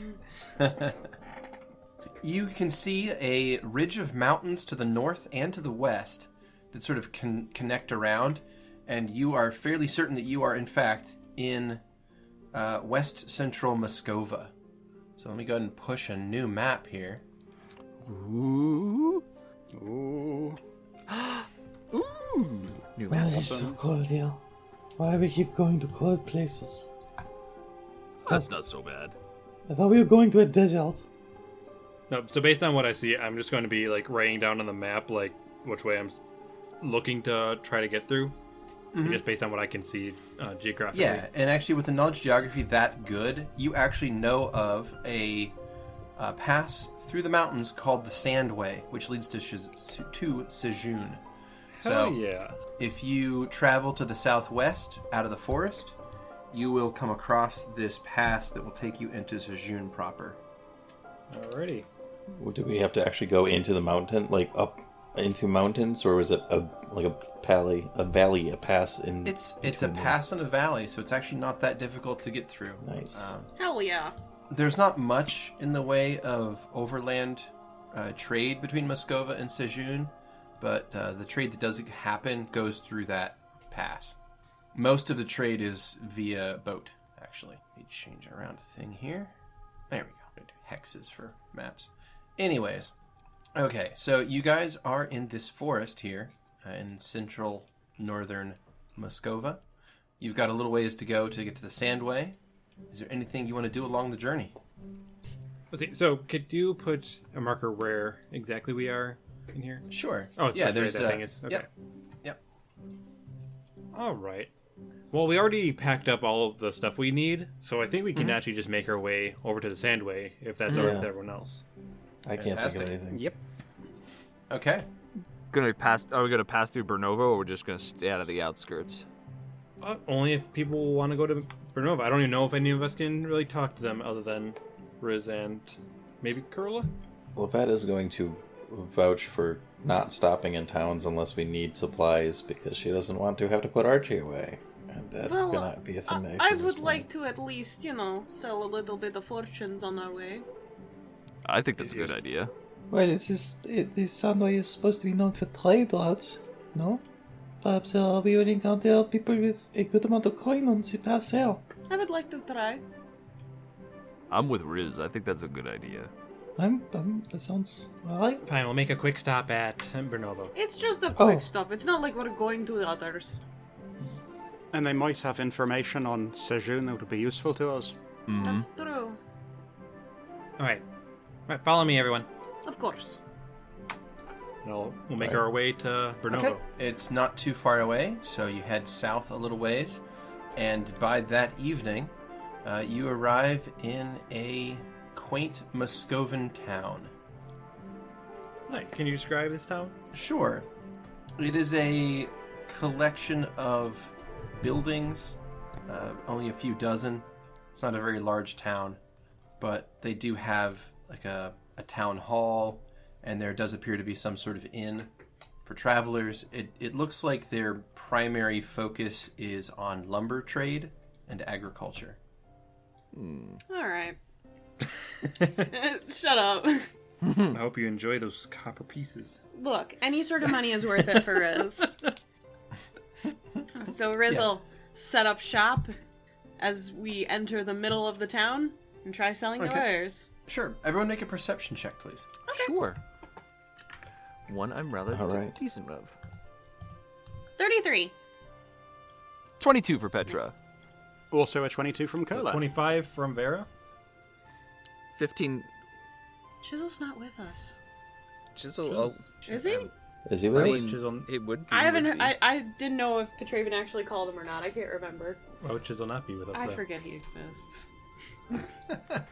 Chisel's I normally mean, It's a 14 from Lovette and a 32 for Archie.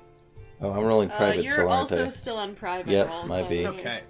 Well, in that case, those of you who got above a 20, so everyone but Lovette, I believe, that is Jesus. actually on brand. is going to notice that the citizenry of this town eye you suspiciously, and no one approaches you. And in fact, if they see they're going to be walking near you, they all change direction. So it appears they either don't trust you or are afraid of you. Well, All right. if I were not literally the only one who didn't notice, I would put the robot away, but I guess I don't notice. Could I do a linguistics roll to see if I can hear what languages Yeah, are being absolutely. spoken in this town? I guess that would be a linguistics roll. Oh, that's an be not 11 for afraid. me. Coupled with perception to hear them, and then linguistics to figure it out. But yeah, you are fine. An 11 is enough to know that it is Muscovan.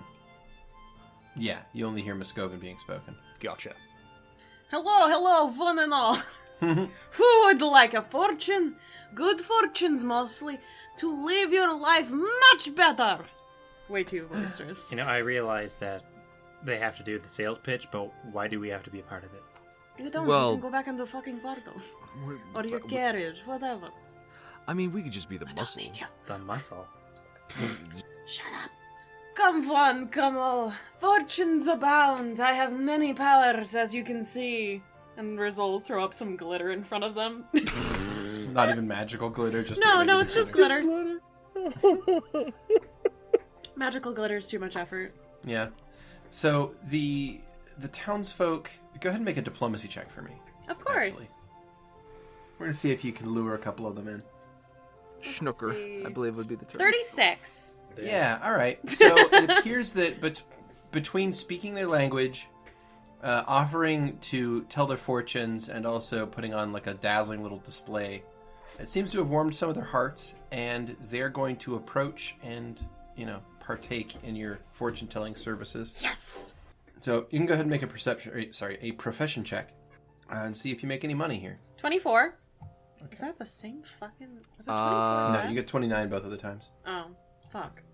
So after a little bit of fortune telling, a couple hours are going to pass, and you end up making 3 gold, 4 silver, and 2 copper. Nice. People's Pretty life much, savings. but you end up reading a lot of fortunes. Yeah, I might have made some people's lives better. It's very possible. It's also possible you made some of them worse. Who knows? Yeah, that's Who what I was fucking thinking. cares? I'm not Riz- coming back here. Is Riz using the cards? It depends on what the fortunes are needed. Okay. Some people get the cards, some people have runes, and some people get a little extra. So some people will get real fortunes and some people do not. Is that what I'm getting? They're all real fortunes, Kyle. Just some of them sway the fates a little bit more than others. So what I said. Fuck you.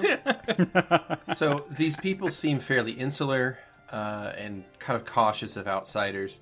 None of them are going to talk to you about anything other than their fortunes, though. Like, none of them bring up any local matters or issues of any kind. Okay. And they don't seem to ask about who you guys are or why you're here. It seems like it's either bad form to ask or they just legit don't care. Mood. Well, they're not much of the chatty kind, so I don't think we're going to get much information here, unfortunately. But I got some life savings, so you know. Wait, what? What? Life savings? Yes, my life savings. Oh, I thought you were saying you took their life savings. No, I'm not taking from them. They are paying for my services. So are you taking their life savings or No, they are paying for my services. with their Coin.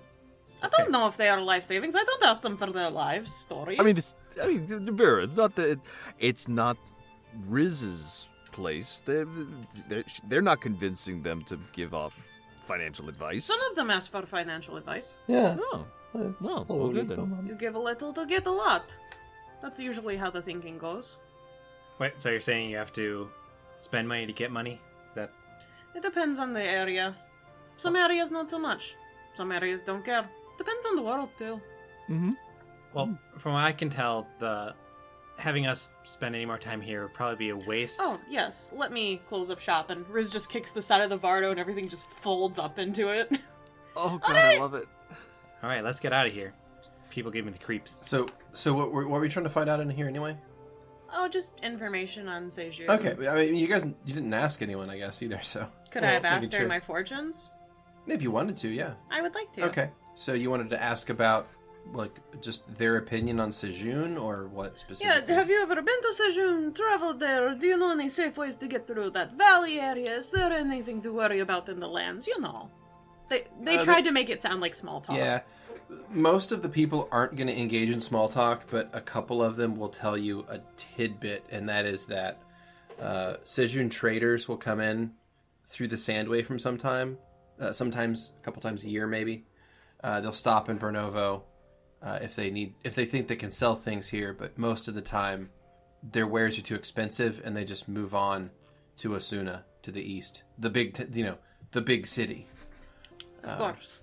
Now, these guys seem to be relatively distrustful of any outsiders, so you don't know if their goods are actually too expensive or if they're just unwilling to buy things from strangers. That can't possibly be it. They bought a fortune from Yeah, me. you get the sense that they're pretty xenophobic. Sorry, What did I Xeno. do? You're just very scary. Yeah, They're they're just very scared of you. yeah. They know you exist and they're terrified by it. Well, I don't know. should be. I don't speak Muscovan, so I won't be able to do get any information really.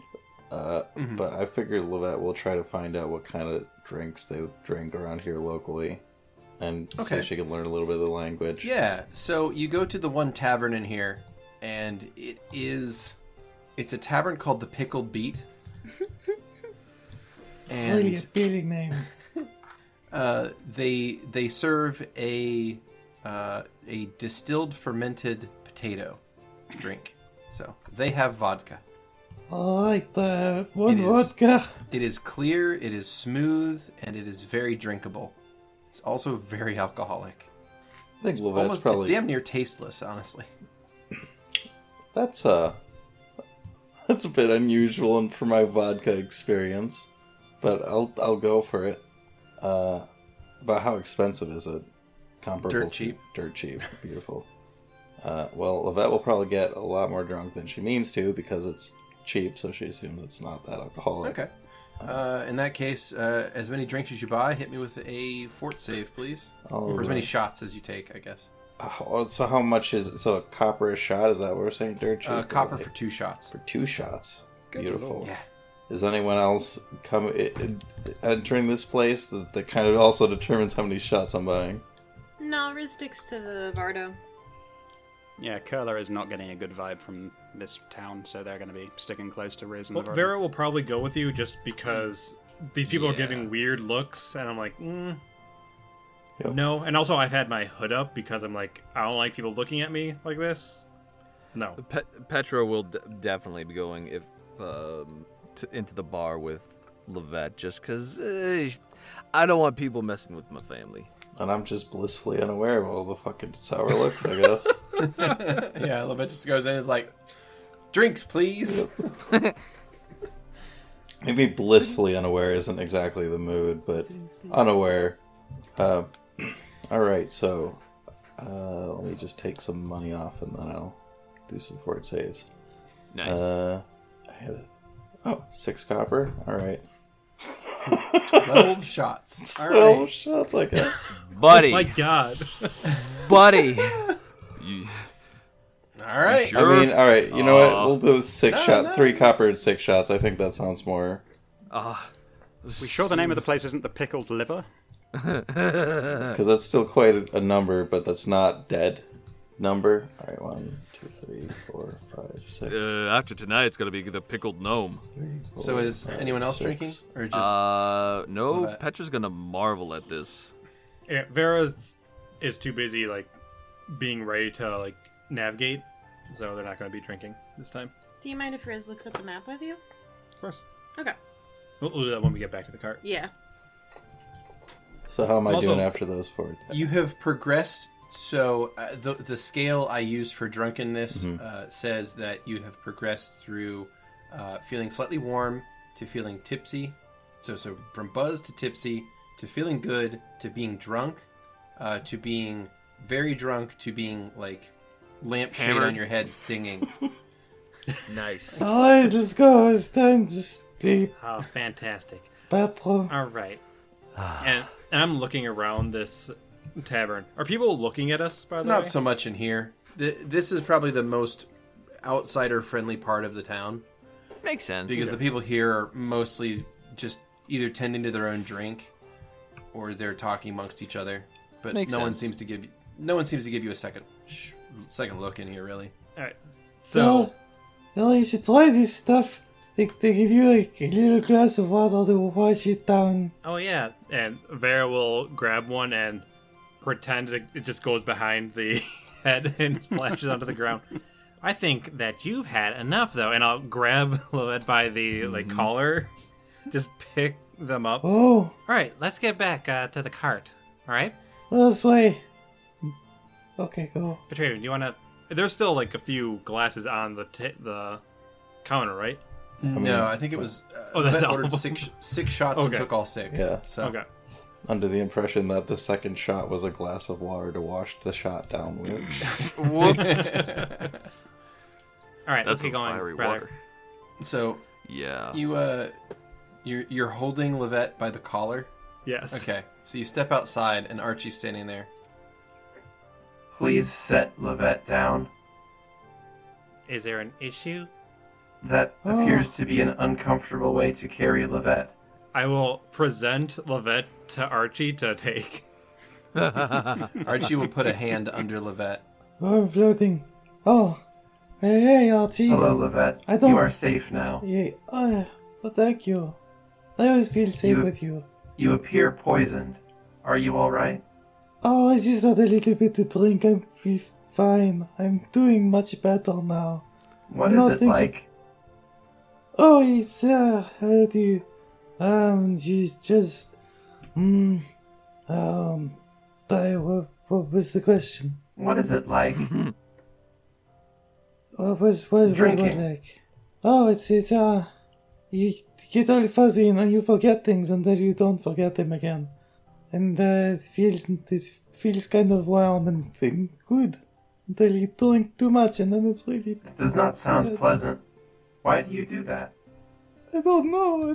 I do most of the things I do. I do not understand. Me either. Perhaps I will ask the others later. Vera rolls her eyes and just like starts heading. Like, oh my god. Put the world up like this way, yes. Okay, like that. And I'm heading towards the cart. The All carriage. right. Likewise. Okay. You guys head back. Archie will carry Lovette back as well. And you all can load up. Kurla's gonna see them approach and just sigh and waggle their fingers a little bit, and say, "Right, am I doing something about that, or are they just sleeping it off?" Let them sleep that off. Fair enough. Right, I One of these- unfurl the map and just plotting our course. All right. Your course can be plotted toward the Sandway easily enough. Yep. There is, in fact, a trade road that you can follow that should be able to get you there. That goes from Bernovo over to the Sandway. It cuts through the southern tip of the forest there, but altogether it's not too difficult of a road, you think. So if you want to go ahead and give me a survival check for the journey. Will do. That's a 22, Nice. which is Wonderful. a 4. Which is a 4, yeah. You did it. I'm proud of you. I mean, Okay, I'm glad so you. a couple hours are going to pass. It is now 5 p.m. on the 8th of May, and you guys arrive. As you're traveling along the road, there appears to be a very small village. Oh, interesting. Not on the map. Is green. Yeah, it's green here. Wait, is this the same day? Yep, same day, Oh 5 p.m. boy. I didn't realize it was Oh. that early. It's about 4 hours later. I did not realize I had gotten blasted at 1 in the afternoon. Yep, you did. You got day drunk. I mean, in my defense, it was largely because she didn't understand what she was drinking. She didn't know how strong it was until it was too late. But damn, fuck. So this is a small town that you see ahead of you. If you look all the way in the southwest, you will see a road mark mapped to Sejun, parenthetically, eventually. So that is the way out. If you just want to head there, you can leave. But this is a little town in your way. Alrighty. Do we So know the the first town building- name at all? Nope, it's not on the map. Petra will take point and ride on Chisel, and say, "This town doesn't seem to be on the map. Do you want me to go ahead and scout ahead?" I look at my map and I'm like, how did you know? Riz hovers over. Yeah, seriously. I have foresight, and even I didn't guess that. I have really good eyes. Yeah, let's just make our way through. Yeah, let's all stick together, actually. Give me your eyes. What the fuck? I'm sorry. Maybe the glasses will help. Lovette, I think that was one of the scariest things that I've heard come out of your face. Oh, well, Don't yeah. do it again. And that's saying something. Okay. And so Petravian is in front of the carts, followed by Vera's carriage and the Yeah, Vardo. Riz's Bardo Yeah. is behind yours. Okay. So, as you head in, there is a windmill to your left, on the east side of the road there. And, you see some commoners and people going about their business in town as you travel in. But altogether, seems like a pretty standard hamlet. People going about their lives. And as we're passing through, I would like to just do a perception check to see if I see anything odd or noteworthy. Likewise. Yep, think that's I a would good like to idea. as well, please. Okay. That's a 34 for Vera. A 13 for Petra. A 37 for Kurla. Alrighty. 38 for Riz. What is my modifier? Oh, for your current level of intoxication? Yes. Negative Probably -4. Okay. You feeling it? I rolled a Nat natural 20. 20 anyways. I got a 23. Hells yeah. Oh, shit. 23. Well, Ridiculous. Wow. in that case, the only person that doesn't Petra. notice what I'm about to say is Petra.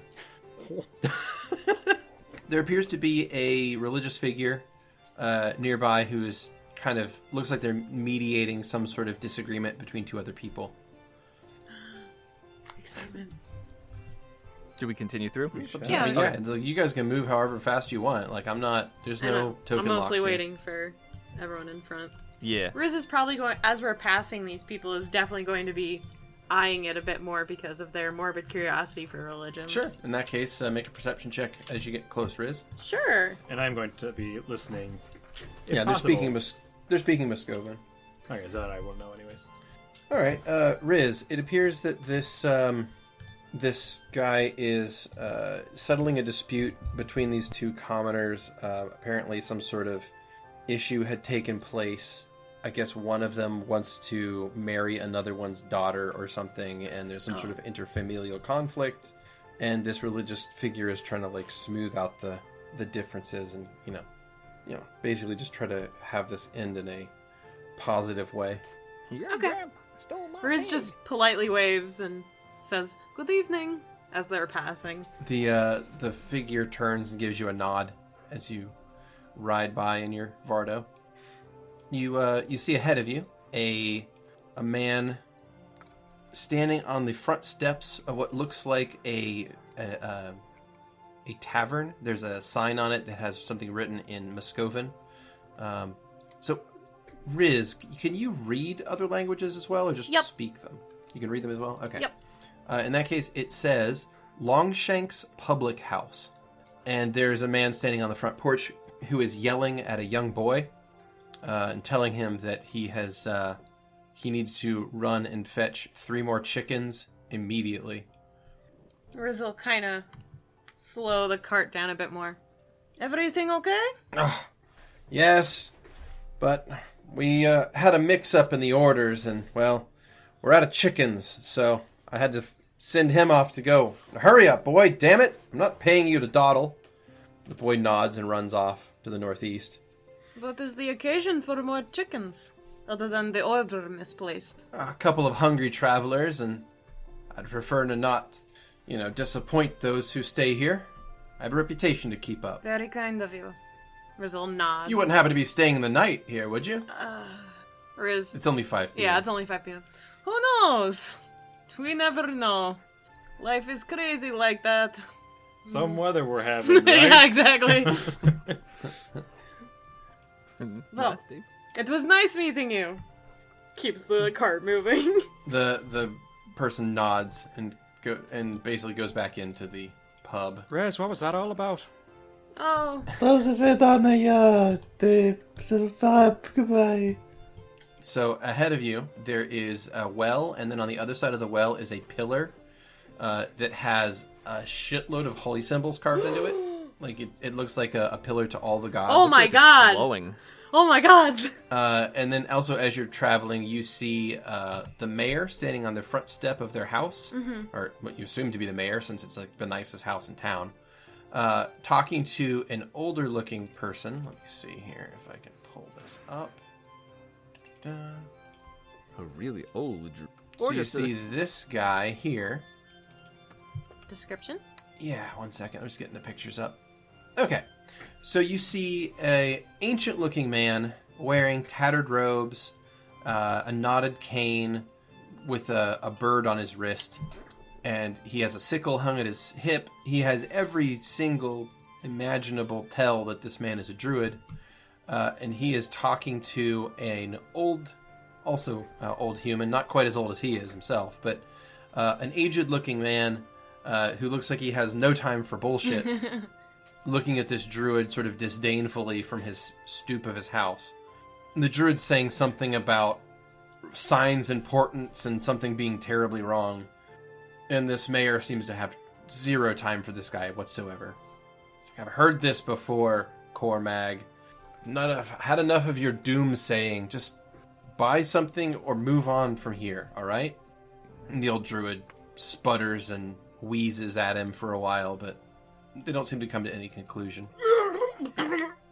Oh my god. Yeah. You sounded like a Star Wars voice.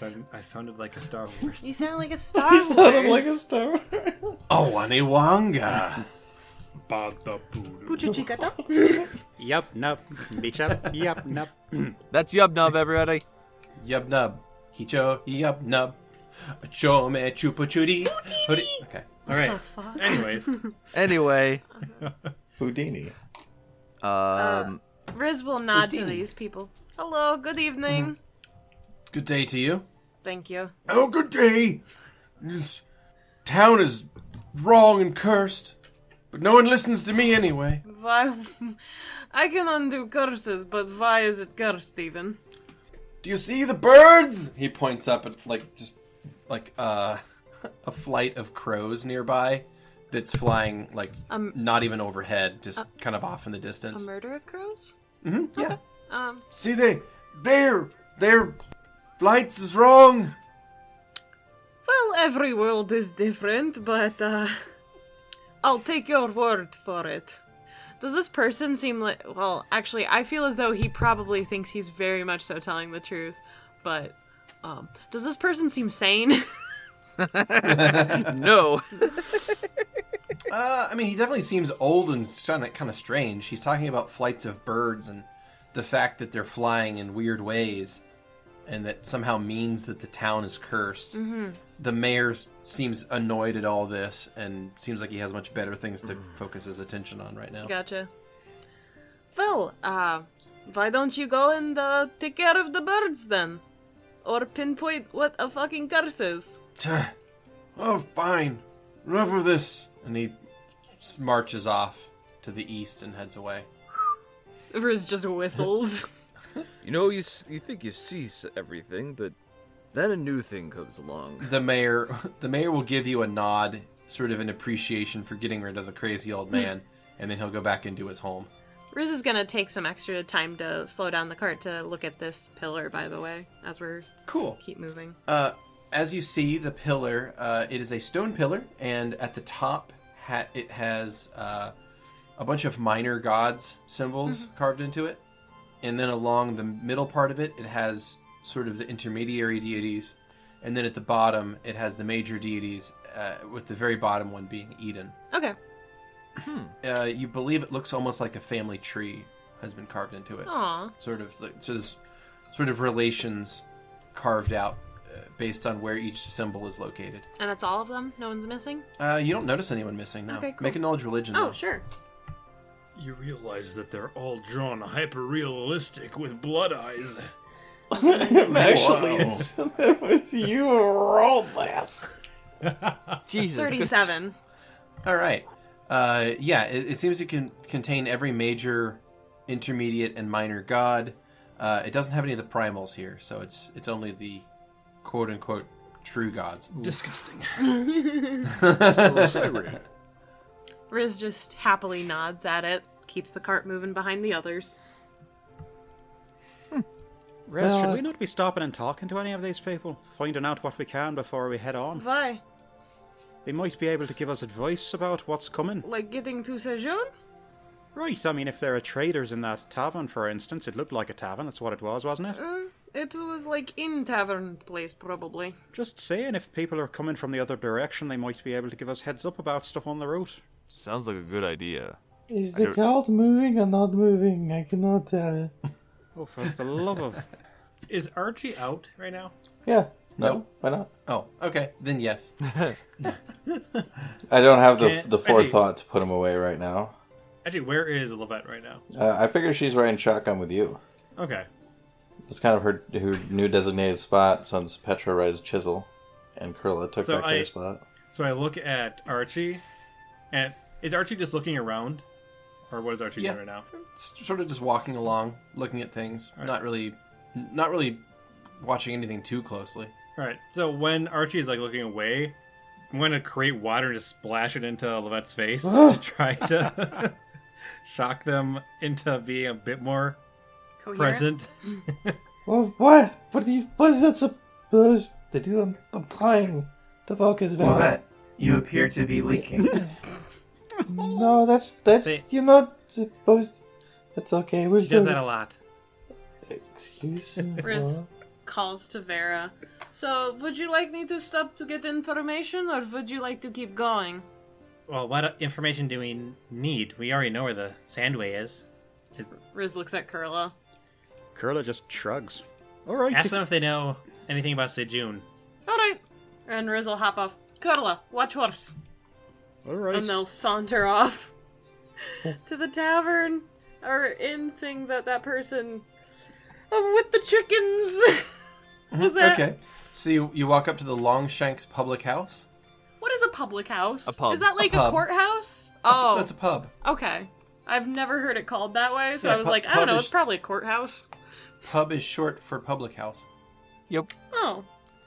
Because it would, but because it's where you would go to drink, but also potentially where you could stay to sleep. Well, Riz will walk in. Okay. You walk in and you see Nellum standing there, the proprietor. Hello again. Ah, did you change your mind? Well, actually, I was looking for some information. If you would not mind helping. I suppose. What are you looking for?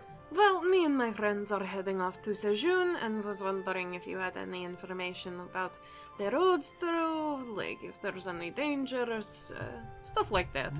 Take the road west out of town, and you'll eventually make it to the Sandway. On the other side of that is Sejun. You can't miss it. Is there a through Sejun information? you Well, have? once you get to Sejun, I'm not quite sure. I've never been there myself. That is fine. I still appreciate the help. Sure. Well, would you like a fortune? His eyebrow raises. No thanks. That I is fine. appreciate the offer, though. That I would offer is thanks. That is all. But I will be on my way. Have a wonderful evening. Safe journeys. Thank you. And Riz will bow out. Vera, can I ask you something? I look down at the gnome at my side. Did I? Yes? Did I ruin Saul's life? Did I ruin everything? Was I a bad influence for them? Bad influence. I don't think so. You're still a friend. You think so? I think they would have yelled at you a lot more if you weren't. Okay. Well, can I ask you another question? Yes. Where do I slow up? Do I do it on the cart or out of Oh, the do cart? it, and I'll like grab Lovette's head and turn it to like off the cart. That was too accurate. Riz just has the horse back up and they go around the area. They're just like, no, fuck If this. anyone can fix this, I didn't mean to get drunk. I didn't realize. I don't think that they gave just- me any water. Hey, Just Beardy. drink some, and I'll fill up a bottle with water. Right. Beardy, do any of my healing spells, would any of them have an effect on drunkenness? Does it count as a type of poisoning, or? Lesser restoration or restoration, of course, would cancel it immediately. And then like remove any kind of remove poison would also remove it immediately. But do you want to? Because it's fun to have drunk people. I'm just seeing if I can. I have neutralized poison. Yeah, that would Okay. work. Kurla knows that they could remove this condition. They choose not to. And knowing that potential gives you power. Everybody's punishing Lovette for not knowing what vodka is. I just don't get it. Oh, you don't want to be drunk? Don't want to be day drunk in a town full of xenophobic people? Yeah, I guess you're right. Fuck it, whatever. Sounds like... It doesn't sound like being sober would be much better. God, I've got 3 different restoration spells, plus the remove poison, and I'm not going to use any of them. Sorry! That's fine. Yeah, you know what? Fuck it. This sounds better. Fuck. There's a tavern. I mean, you could have some more if that would That's help. true. I don't think that would help either. You're like, maybe they'll have more water. Maybe I'll have some water. Strangely enough, water in here actually sounds very similar to their drink. Vodka. Vodka. Yeah. Well, like, me drinky.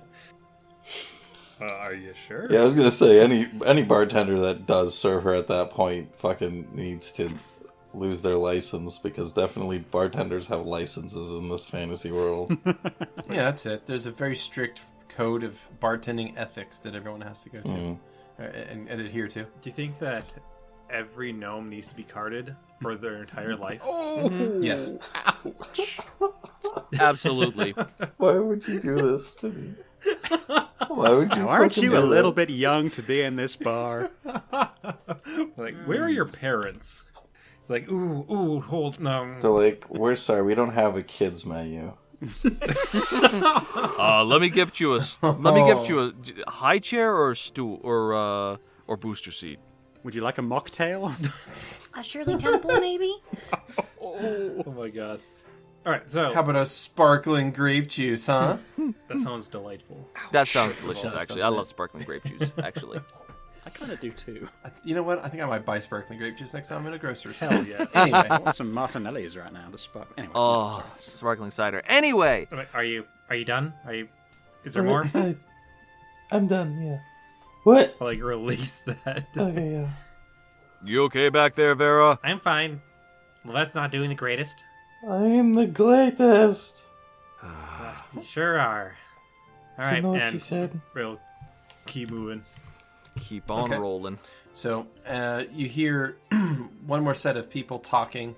There's some sort of argument going on. There's 2 people outside of a house here. But I love him, Mom. Oh, what do you know about love? You're 14 years old. Well, that's not fair. You had me when you were 17. Oh, don't bring that up. Look, I don't care what you have to say about any of this. You're too young to make these kinds of decisions. Go do work back in the house. Ugh. Children. So I think Riz is the only one who can actually understand any of this. So Yeah. Kurla's Yup. going to turn to Yeah. Riz and say, "What was all that about then?" Child was not listening to mother and wanted to make decisions that I think might have had to do with love or something. That's a waste of time. Yeah, let's get away from that as quickly as possible. I'm not touching that Oh. one with a 50-foot barge pole. Alright. So we continue down the road. Continue on the road, and there's a rather built-looking person standing outside of what looks to be a blacksmithy shop. Kind of nods at all of you as you pass by. He's just leaning up against the building. Hello. Evening.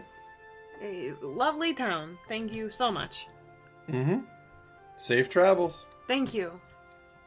I feel slightly bad that you built all of these NPCs Yeah. and we're not taking any of I the plot don't know what I'm supposed to do. Well, first of all, only one person knows what anyone is saying. yeah. Yeah. Like what are we supposed to do? Oh, we're just passing through. Just Just passing passing through. You're literally just passing We'll through. help him Until later, we- maybe. Until we get through here, and then it wraps in on itself. Yeah, Oh, I no, swear to don't God. you fucking dare. I swear to God, Beardy. It's not even funny. Oh, ooh, okay. Hey. Holbrook was the name. Yeah, that was the name of the. I've got so much stuff to add to the wiki when this episode airs. Yay! Okay, you head out of the town. It veers back into the woods for a little bit, and you come to a fork in the road, and the right fork has a tree laying across it. The left fork is open.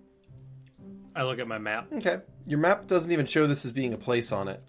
It's just like a straight line that's drawn down to the path through the mountains. Vera, use your druidy powers and see which way we should go. So I go on top of the carriage and I'm just getting my bearings. Could I make a survival check to see if I can figure out which way directionally we should be heading? Yeah. So you get up on top of your carriage to look around. Go ahead and give me a perception check. Perception or survival? Sorry. I'll take either. Alrighty. Same one, so... Give me 23. Okay. Yeah, you're pretty sure it's this left road. Alright, well, luckily it seems it's going to be the left. On way. Well, Alright. years ago. So, what you are gonna notice is right around at that point, someone or something is going to start ruffling the bushes to the right. Like the shrubs there are going to start shaking wildly like something's in there. I like the perception. Perception check, please. Well, that will drunkenly draw her crossbow. That will end Of course well. she will. Petravian got a 13. That is a 22, because, obviously. That's a 34 from Kurla back in the bringing up the rear. 27 for Rose. 19 for Lovette. Wonderful. Cool. So you hear grumbling and confused sort of noises and grunts and yells and whatever from this shrub, as bursting forth from it appears to be a older, kind of crazed-looking person. Pops forth, Oh boy. Oh boy. Okay. and he starts ranting and raving as he does. He is in his hand. He's carrying a small wooden box. They're all taken and switched and cursed, and I can prove it. They're all taken and eaten. I saw it with my own eyes. No one believes me, but it's true. And this is in a language we cannot understand, I'm correct? sorry, sir, we don't Correct. have any money. Sorry, it is in Muscovan, so this guy is just kind of like whooping and hollering at you, and you have no idea why. He says they've taken it, and I knew, or some shit like that. Are you okay? Ain't no one's okay. Everyone's been switched, and I can prove it. And he holds up this wooden box, and he throws it down between the two carriages. It hits the ground and bursts open, and out of it appears a very interesting creature. So, what happens is, bursting out of this box, it looks like this metallic slime on the ground. What is that supposed to be? I don't understand. The guy, like, stumbles backward and looks, like, terrified, like he made a terrible mistake. And, I'm going to go ahead and roll initiatives. Okay. Because this little slime on the ground seems to want to attack some stuff here. Oh boy. Oh shit, Petra, come on, man. This thing on the ground has like lurched toward the nearest living things, and we rolled initiative. Chisel has one initiative. Oh gosh. What is Chisel going to do immediately? The hell did you just throw at our cart? He said he could prove it, and then he threw this box. I don't understand what's happening.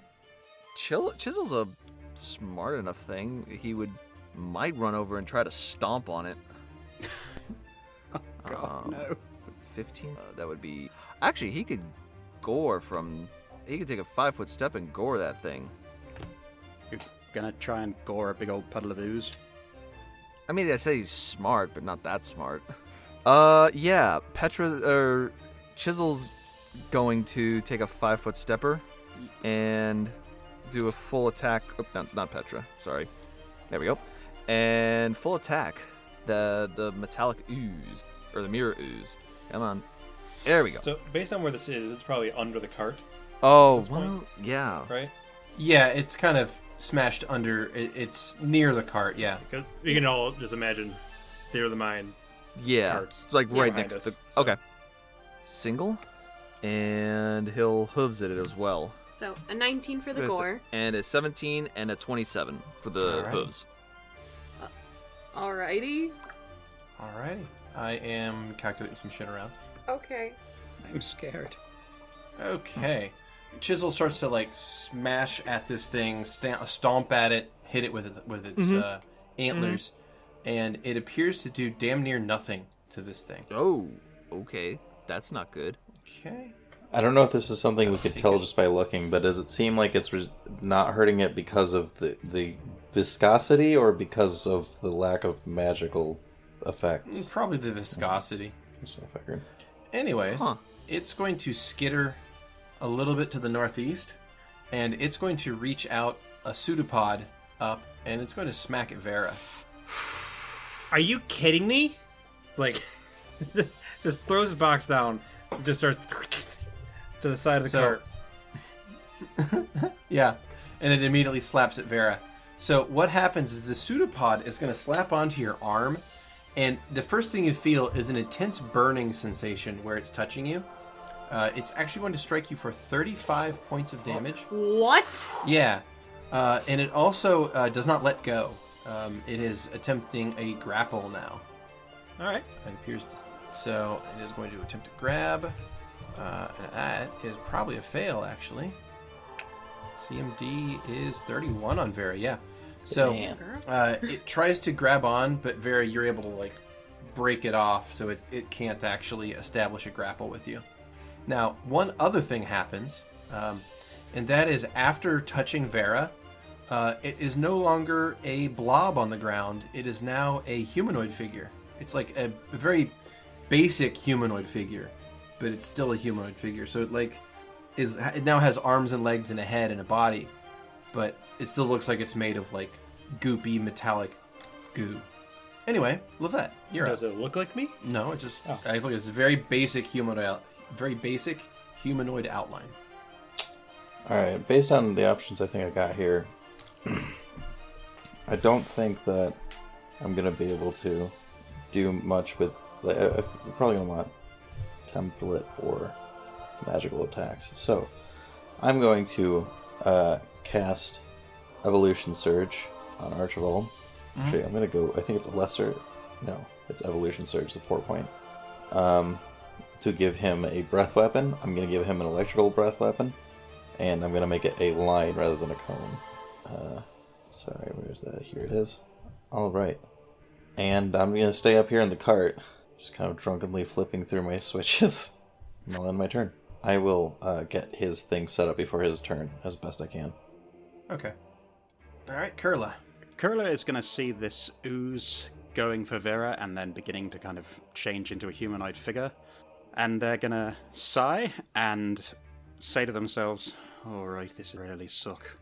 Their eyes are going to roll up into the back of their head and then turn black as they execute a very weird set of intricate hand motions and cast Find Fault. Cool. Which should hopefully give me some insight. So, whatever insight I'm about to receive, Kurla will deliver in a very bizarre David Attenborough National Geographic documentary kind of voice.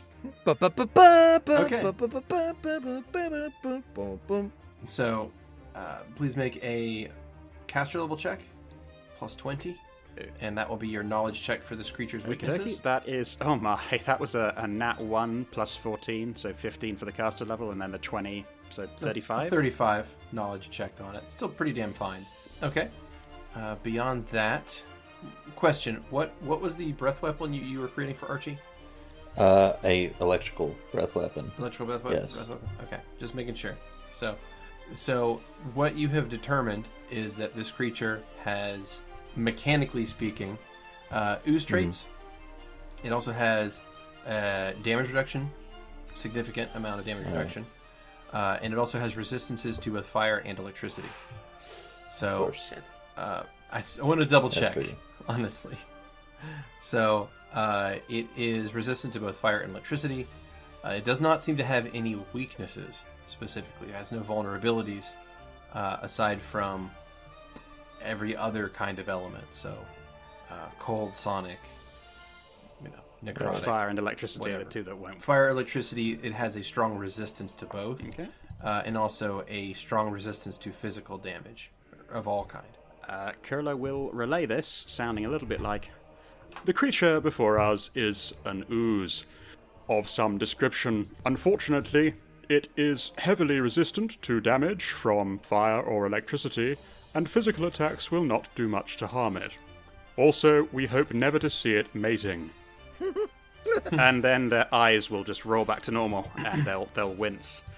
Right, did everyone get that? Because I really don't want to do that again. Yes, unfortunately. Yeah, like, what happened? Was that you, who said that? You've seen me do that before. Yeah, I guess so. Alright, move action. Oh, beg pardon. I will stay where I am. That's, Alright, yeah, that's me. Driz. How high do you think its fortitude save is? That's a good question. I mean, I can't tell you that, but I I have know. the number in front of me. Riz asks Kurla. What do you think its fortitude save is? What the fuck is a fortitude save? Well, you see. You know what? Let's see if it could work. I'm gonna cast Disintegrate on it. Okay. Okay. Alright. Okay.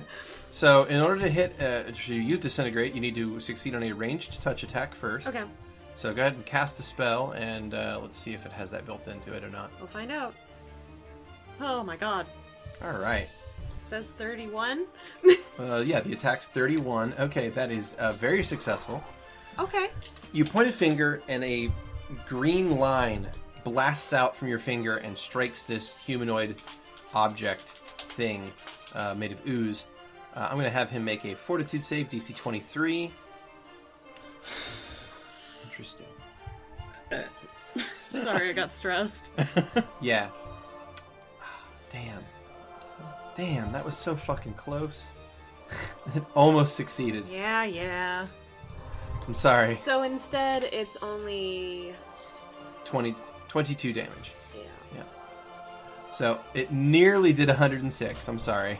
I really wanted that to work. Well, it only it passed says by 2 taking points. only 5d6 points of damage. Yeah, which it rolls in there as well Oh, if you okay. look at your It spell. shows you. The effect notes. Yeah, it says under effects notes, 22 unsuccessful save. Because it rolls it there. It rolls 5d6. Gotcha. Alright. Alright, my apologies. I really wish that had worked. I dreamed a dream of time gone by. I mean, is there a way you could have pumped that up to give it higher DC? No, because you never built that in for... Ah, frack. Okay. Remind me between sesh. Okay. Alright, that is going to push us to... well, do you have move action? I'm just gonna have the cart move back a little bit. Okay. Vera. All right. So, Vera, as the thing is like burning my arm, I look at this crazed person, and I assume that they don't speak Villish. Just gonna make that assumption. It's unlikely. So they see me point at this slime, and then to them, while saying something that they don't understand. What everyone else hears is, "You're next, motherfucker." And my body's gonna turn into a swarm of wasps as I rise about 15 feet into the air. Okay. Do I have to take damage to leave whatever? Is it still grabbing onto me, or is... No, you broke... It wasn't able to successfully grapple you. Alright, so I'm 15 feet in the air at the moment. Okay. So you turn into a swarm of wasps and go 15 feet into the air. Achoo! Alright, that is going to take us to Archie's turn. All right. Well, it feels bad for this to use his cool new ability on this thing that's going to absorb most of it. But excuse me, sorry. I don't think that his punches will do much better because they're also electric. So I think all I can do is hope I output enough damage. So he's got a like panel on his chest where the feather is currently, that like opens up, and there's like this arc reactor in the center with these spinning, rotating gyros, and this like lightning forming in the center. He's gonna point it as best he can at this thing, and let's see if I set this up correctly. Oh wait, this is what I want. I'm a fire in my laser. Sorry, I had to check the year. I was going to say, that's to all you old folks in the audience. All right, so that is a DC 18 deck or reflex save. Sorry. Okay. DC 18 reflex. Boom. Okay. Does it seem to do any amount of damage to it? All right. So this blast of electrical power comes out of Archie and cascades across the woods, eventually like striking a tree in the distance and blowing it apart. But it also hits this ooze on the way, and when it does, it is going to like cascade these waves of energy through it, and it looks like it's going to do a fairly significant amount of damage.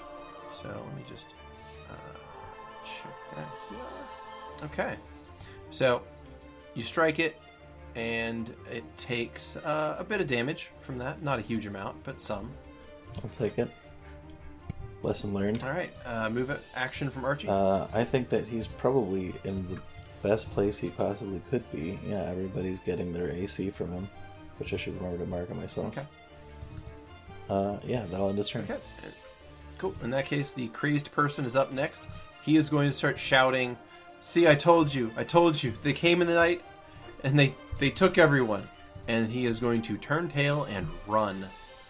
He said they took everyone in the night and fucking replaced them. I don't know. So he's going to just turn tail and fucking hightail it. I think he thinks whoever's in the village is that stuff. Which would be Alright, interesting and to go and kill everyone. And that takes us to Petra. Since I haven't used this yet and I've been wanting to try it, I think this might be the best time to use it. I'm going to cast Chains of Light to hold this thing. Oop, Okay, wrong one. go ahead and cast the spell Alright. then. Okay, that's going to provoke an attack of opportunity. Okay. Alright, Petra, you are struck for 34 points of damage. Alright. Why isn't that built into the attack? God damn it. Alright. So, let's see. That's another 10 damage from the acid. And I also need to look back and see what the original thing was because it's for some reason was not built. And did you take the -5 acid energy resistance for that Petra has? Not. So let me go ahead and refund 5 of that. Did I just get hurt? There you go. Yes, because I was explaining why, and Skrewy talked over me. So the acid damage is not built into the normal attack damage on this thing. Okay. So it's for some reason a separated section, and it's kind of weird they did it that way on this model, but whatever. Anyway, so I had to go back and adjust the damage slightly because that did not count the acid. I did now. So there we go. All right. As far as the grab effect goes, it's going to make a combat maneuver against you, and it is going to grapple you. Fuck. So, also I would say to make the concentration check to actually have the spell work, but I think at this point it's pretty obvious. It's not gonna. Yeah. I think you actually could not possibly pass it with a 34 damage. So yeah. Anyway, Petra is now grappled. Meanwhile, what you notice is the now humanoid shape suddenly becomes the same height and general build as Petra. Yum, yum, yum. Oh shit. Okay. All right, Chisel, you're up. Okay. Can Chisel attack it without hurting Petra while grappled? Yes. Then that's what Yes. Chisel shall do. He'll, okay. For Chisel. And So I'm full going to set the grappled tag on both of you.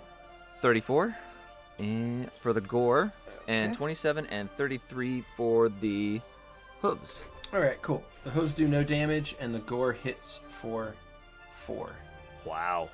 Soaks 10. All right. Shit. Yep, he soaks 10. Okay, Ooze is up. It is going to continue grappling Petra. So this is going to be constriction. Holy Jesus. Okay.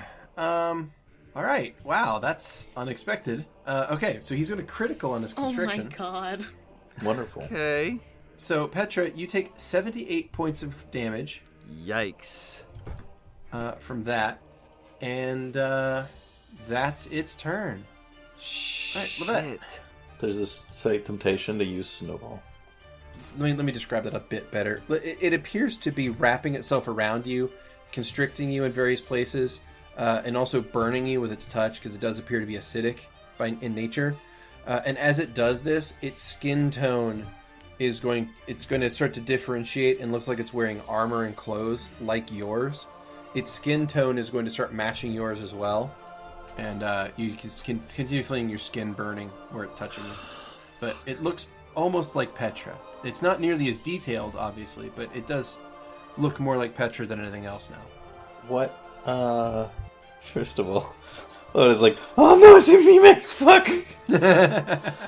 I mean, you are drunk. It's possible, right? Where did the mimic shop? I'll get rid of it. I mean, I'll search around through my person for alcohol, not find any, and I'm gonna give Archie another evolution surge for another breath weapon. This time, I'm gonna make it cold based. So I will go ahead and set that up for his next round. Okay. Kurla. I have two options here, and I'm not sure which to go for. One is to attack the creature, and the other is to heal Petra, who is just going to get hurt again the next turn. I can use Life's Charge to heal myself. Okay. Bear also grappled. Actually, no, you can. Yeah, which it's. I don't know. I don't know how that would work with that would be a Beardy question. Can I use Life's Charge on myself while grappled? If you win a grapple check, yes. Fuck. I mean, if you die, I can bring you back, is the thing. True. You can delay till after me to figure out what to do. I mean, it's up to you. You're the one at most risk, so really the option is to either try and kill the thing and stop it from hurting you, or try and heal you and buy time for everyone else to get some hits in. Well, that's the thing. He's not gonna go until after me, and if you delay till after me, if I fail my grapple check, I then heal me. If I succeed my grapple check, attack it. That Yep. Her turns. Kurla's turn is now. Yes, that's what I'm saying. They can delay till to- after me. I say channel, and I'll probably heal Petra. Yeah, okay. we'll do that. Fair enough. I was going to go with just a healing spell, but I can just channel instead. That works too. So Vera got hurt too. That's true. yeah, that does look kind of serious to me. All right. Then Kurla again will do some intricate hand motions, and a sort of blue light will emanate from their fingers and increase in brightness as it cascades outwards, covering really everyone in a certain radius as they channel positive energy. Alright, so that is going to heal Vera and Petra for 21 hit points. Yeah, it's not nothing, but it's not great. Yeah, compared to the damage this thing was outputting, not a huge amount. No. So that will take us to... Oh, do you have a move action? yet? Move action is just, I'm sticking with the cart, so Riz, I think, moved it back Okay. a little bit. I'll be still beside Riz on the cart. That is my move action, and I'm done enough. for now. Riz. Alright, so pretty much all of my attack spells are lightning, so I'm gonna use Runic Guide to send a blast to that little Petra-looking motherfucker. I really wish that disintegrate worked. It was so fucking close. It would have been so cool! So that's I believe that's a -4, because I'm firing into battle, right? Yeah, you're firing into melee, or into a grapple, and if you don't have precise shot... I don't think I do. No, you don't. Not yet. Oh, okay. And I'm gonna full attack that. Pachoo! Okay. Hey. 16 and a nat 20? Hell yeah. Okay, so that is going to be a hit and a critical hit. Yay! Hell yeah. Hell yeah! Nice. Oh god, I dropped my mouse. I got so excited. Alright, let me just pull out the critical hit deck. Alrighty. So this is what is this, bludgeoning? No. This is like, what do we kind of consider this energy? Just It's this purplish magic energy, but I don't think we put it under any sort of element. okay, so it's no particular damage type, so it's just like arcane damage. I believe you said Just- 4? Yeah, I was gonna say. Force, yeah. It's a force damage? Okay. If it's force damage, then alright. In that case, this is interesting. Okay. Alright.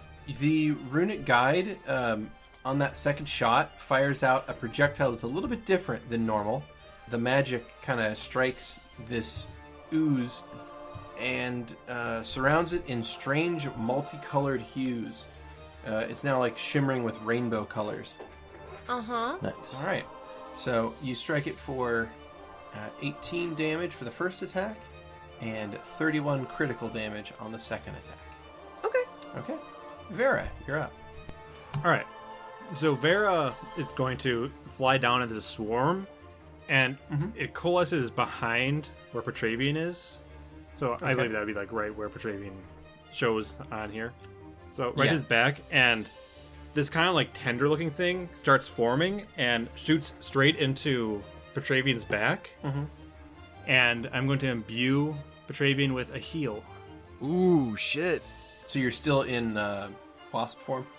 That I am. Okay. You stung I- me. I wasn't aware you could still cast spells in that I do form. when I That's have the feat. Huh. Okay. That is 140. Holy. All right. In that case, these wasps fly over and start stinging Petra for 140 healing. Boom. Petra is now at full life. Wonderful. Oh, thank you. And for record, it's because I have natural spell. Yeah. No, that's fine. I just didn't realize that, I mean, technically, yeah, your swarm form is part of your wild shape, so it would fall under natural spell. And I also Okay. confirmed that with you before I took the spell. Yeah, no, I don't remember these things. Kurla That's is fine. going to see these wasps healing Petra for, and making that much of an impact, and their jaw is just going to drop. So, you can't really see as much from that, because from the other end, it's fucking gnarly. Because it literally like skewers, and when it leaves behind, it's kind of this comb kind of formation that slowly turns back into skin. But Petravian, you kind of feel stuff moving around inside of you. Oh. I'm not saying like, oh, your bones are shifting. No, I'm saying like it feels like there's insects moving inside your body right now. Vera saved all the good gifts for once you actually joined. Jesus.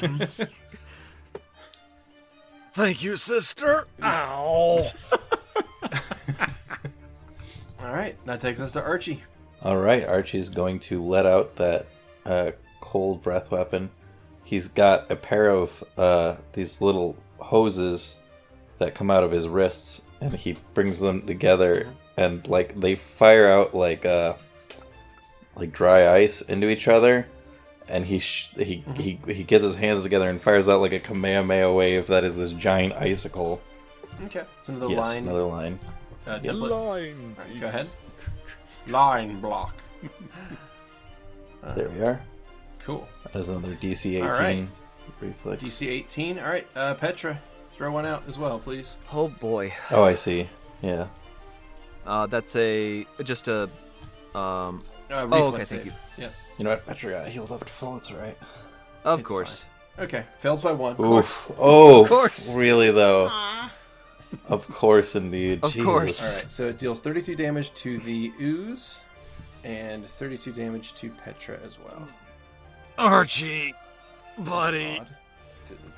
Button didn't work. Okay. Whatevs. Manual. Okay. So you deal 32 points of damage to both targets, and Archie has a move action left. I don't think he's got any reason to move. Okay.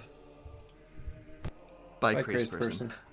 Petra, Okay, you're up. so it would be just a combat maneuver or to try to break Yeah, grapple? combat maneuver to break grapple. Could I hold and have Chisel assist and to pull me out of that? Or not hold, a delay action till... Well, since Chisel's right after me, could I combine Chisel's action with what my combat maneuver to assist pulling me out of this ooze? You want to combine your turn with Chisel? Yeah, so like Chisel grab He wants Chisel to assist. to With the grapple, so that he can have like a bonus. Well, I didn't know if it would work. not in this order, no. But you could assist Chisel. Okay. Like, you could delay till essentially like hold your action for Chisel and then assist Chisel on a grapple check. I think Wait, isn't Petravian the one grappled right Yes, on a combat maneuver to basically break himself out of the grapple. But he can't do this for Chisel. Chisel could do that for him. okay. now? I think that's what Skrewy was Yeah, saying, that's what I wasn't was saying. I just didn't know if I needed to hold my action until after Chisel or not. Yeah. Okay. Yeah. So that's Then fine. that's what we'll do. Okay. So next round. So go ahead and have Chisel make a grapple check, and then Petra can make an assist. Okay. CMB, correct? Yeah. 27. We do it. Yep, that'll do it. Attaboy, Okay. Chisel. So that will break grapple. Let me go ahead and remove that off of your character. There we go. Okay. So Petra is going to be pulled back onto Chisel. So Chisel reaches in with an antler, separates the two of you, and then kind of like tosses you onto Chisel's back. Oozes up, and it doesn't seem to want to let go. Like it seems to like you now, Petra. Of fucking course. It moves towards you, and one of its arms like reaches out extra long to try to grab you. And what's your AC currently? 25. Ooh, beat you by 1. God damn it! You take 42 points of damage, plus an additional 8 for acid. -5. Oh, you're right. Okay, refunded. You're up to 74 HP now. And it is going to attempt to grapple again, because it has that grab feature. And it does not. Yes! All right. Oh. Takes us to Lovette. All right. I think it's time to just bite the bullet on worrying about the templates. I'm going to cast Magic Fang this time, give Archibald some magic attacks, and stay comfortably in my seat. Oh, I guess it's not that comfortable with Vera gone. You know what, actually? I'm going to hop down and walk over. Does this thing, has it reached out past, like... You've not seen it reach past 5 feet. Alright, well, I'll take the risk then. Let's do this. 15 feet that way. Alright, and then I'll just end my turn now. Kurla. Alright, Kurla is going to look increasingly just annoyed with this whole situation. They are going to raise up their right hand. It's going to start blazing with red and black light. And they are going to cast Harm, but they are going to cast it using their meta magic that changes it from a touch to a ranged touch attack. Ooh. Alright. So from where they're sitting, this energy is going to coalesce into this ball in their hand, tighter and tighter, and then just fly straight at this thing. So what do I need to do? I need to cast Harm first and then do the ranged attack? Yeah. Okay. So burn the spell for Harm, and then yield me a ranged touch attack. Need to find it. If you right-click on yourself, it should be an option there. And just a single attack, primary attack. I don't think I need to adjust single that attack, at all. primary. Yep. Yeah, and that is a I'll do it. 30. Nice. Was that? Yeah. Yeah, so you shoot this streak of red energy from your hand. It's going to strike this thing, very clearly strike it, and it's going to get a will save. Here we go. It fails. Nice. Oh boy. Okay. I finally get to cast that and have it actually work. So Harm deals 10 points of damage per level, up to a maximum of 150. So at level 15. So you deal 140 points of damage to this ooze. Shit. Holy fuck. Yeah, fuck. Wow. Okay, so the other half of Harm is Harm can never kill a subject. So it's going to reduce it to 1 hit point. Someone else can give the coup de grace. So this wave of red energy washes over this thing and sort of withers it and makes it kind of crack and look damaged, and it kind of makes a screechy noise as like excess liquid is squeezed out of it, and it becomes kind of more and more withered looking as it is nearing death. Kurla's going to breathe very deeply and kind of slump back in their seat, because that took it out of them a little bit, and that is going to be their turn. Although they are going to shout, "Right, someone finish that bloody thing off already, please." All right, Riz. I'm gonna use the runic guide again. Okay. It turns to look at you with almost like at this point now an accurate face of Petra, but it's like cracked, like it's made of old stone, and its eyes look sad. I promise you, Eden would not accept you. But maybe someone in the hells would have fun torturing you. Shit. And Riz will blast that. Yeah. Oh, shit! Oh my god, another nat 20! And a 16! Alright, so that is an additional critical hit and a hit. Yeah! So that's 34 damage wow. from the critical hit and 16 damage from the normal hit. Thing with a shotgun. Yeah. Go back to hell. Boom! Alright, so you hit it with that first strike, and you blow it apart into tiny little stone chips. Petra, you just saw someone that looked identical to you get exploded into little tiny slivers of stone. Huh. Riz, on the other hand, looks quite pleased with themselves. Half expecting Riz to do the, like, eye, point at their eyes, point at Petra, like, thing after that. Kurla's going to very tiredly hold up their left hand and just offer a fist bump to him. Riz will bump your fist in return happily. Nice. You did great, Kurla. Did you see how much you weakened it? I wouldn't have been able to kill it without you. Is that an initiative?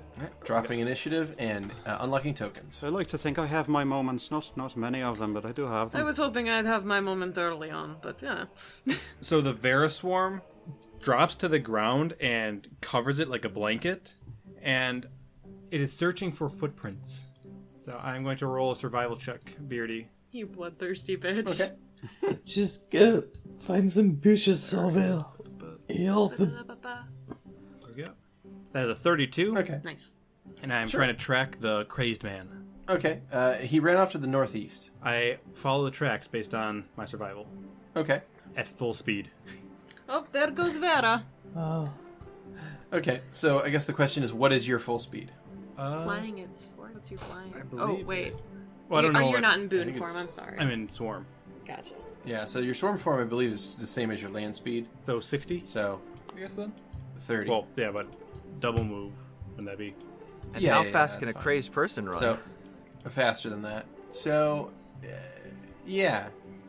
How long are you willing to travel on these tracks, basically? I'm going to... How far separated from the party are you willing to get here? That's a... Let's see, I'll give it like a minute of running. Okay. So yeah, after a minute of running, he's still not in sight. But the tracks are there. He's not like supernatural. He doesn't disappear the tracks, but he took off in a bolt and never stopped. Right. So he got at least, well, probably 400 feet ahead of you in forest. So you have visual on him, and he's just kept going. All right, I'll head back. just gonna find some bushes that just. So, Lovette horfs in some bushes. the attack that the ooze had, that was on all of Petra's, just not just on his person but on his armor, all that kind of stuff. It was an acid. Was it a force attack or an acid attack? No. So it was hitting you with a bludgeoning. Okay. Like it was punching you and crushing you with a constriction that was doing a lot of damage, and it also had an acid effect as a secondary damage. Well, Petra's okay.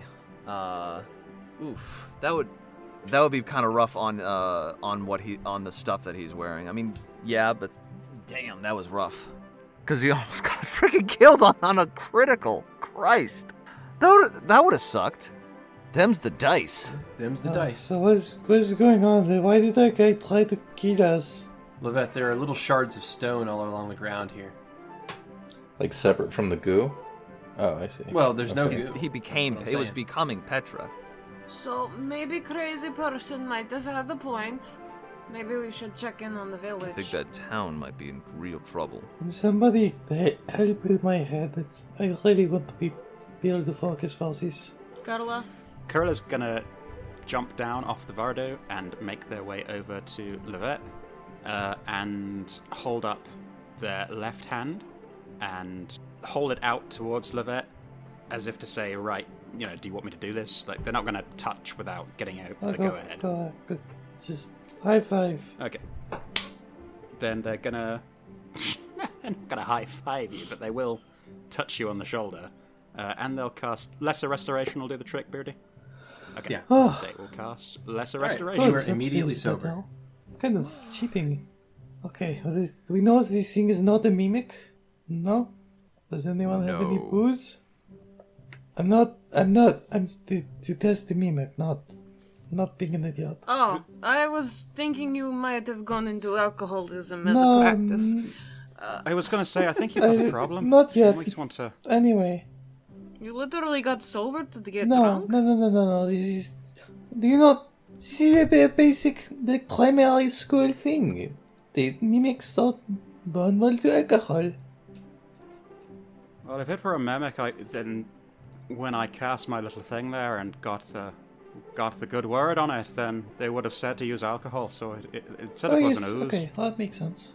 Well, it's not as much my expertise, but so let's say that if I remember correctly, this man said that the town we just went through, everyone is one of these things. Yes. Maybe not the whole town, but Yes, well, that's the problem. But What if perhaps half the elves in ours? majority. That seems worse. How do we take care of that? I do want to help these people if we have the time. That would be ready. I know, I do not have the spells to deal with this. It took quite a lot just to take one of them down, but if it's replaced everyone in town, that's what, a good dozen people at Well, least? we've got A good dozen of those things is going to be quite hard to fight obviously off. naive male fighting us, and well, there are other solutions to these sort of problems.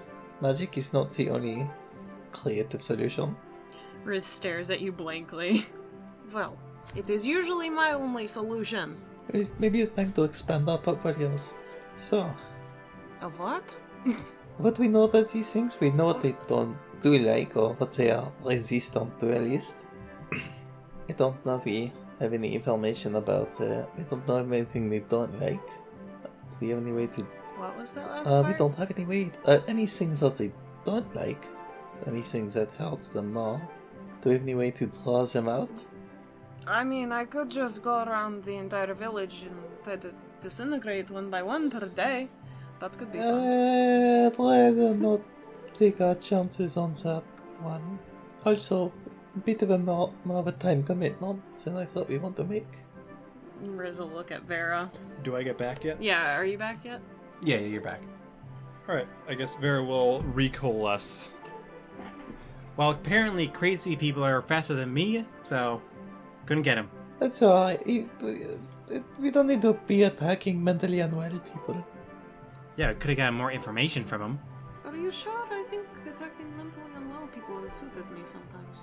That takes a step away from Riz. Yeah, Kurla's going to turn and fix Riz with a sort of, you're doing that weird, confusing thing again. So, Look. so I look at this, what remains of the ooze. What do I see? You see stone shards on the ground, scattered around, Right. in what used to be a body of what was apparently an Oread. So, Vera's eye will start glowing, and is this magical at all, this ooze? Yes. Yes. Yes. There's strong auras of transmutation magic that's at smart. play here. Well, if we go into town, we could see if anything shows signs of transmutation magic, and we'd be able to tell. Not good What work. is? This shows it, so Your little eye thing is fun. You should do that. This actually seems like a Do fun what? plan. Just around the town. Just go around and glow at them. do you have time for this? I think we might be morally obligated to do something. We don't know how we can just walk on without trying to help. I mean, we may be the only people who know about this. Who knows who comes in unsuspecting and gets That's hurt? right, yeah. Do we have anything else we can use to fight these things, though? Well, we fought that one pretty well. I use fire. Riz uses lightning. Yeah. Riz wiggles their fingers. If it's transmutation magic, I could try a dispel magic on one of these shards and see what happens. It might work. but if they've been fully transmutated, wouldn't they just be? They wouldn't be ooze. They'd just be the flesh of whatever they transmutated into, right? Transmutated flesh. Yeah. Yes, you can still undo what has been done normally, yes? Let's I'd find assume out. so. Kurla, give it a try and see what happens. Alright. Kurla's gonna look for a piece of this ooze that is far enough away from all the other bits that they can just target the one piece and not worry about all of it suddenly getting dispelled.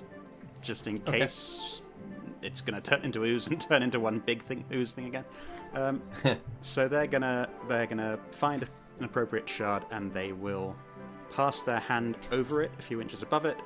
Just wave back and forth, back and forth, back and forth, back and forth until their hand is kind of a blur of energy, green energy, and they will cast Dispel Alright. Magic.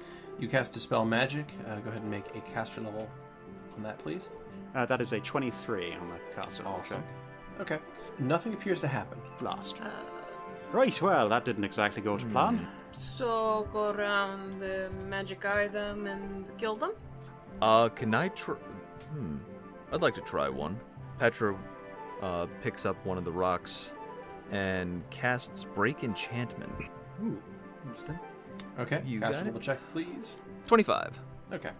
So you hold up this shard of stone, you cast Break Enchantment on it, and it's still a shard of stone in your hand. Maybe it is because it is dead. Maybe, but this is a bit worrying because unless they all turn to stone, it would be kind of hard to convince everyone that, like, we have chopped up people. They're going to not. It's not going to be a good look. Well, first of all, we're gonna have to see how many are potentially transmutated. True. If there's too many, we have to leave. What? We can only handle a few of these things. I suppose. I think we could bottleneck them or something like that.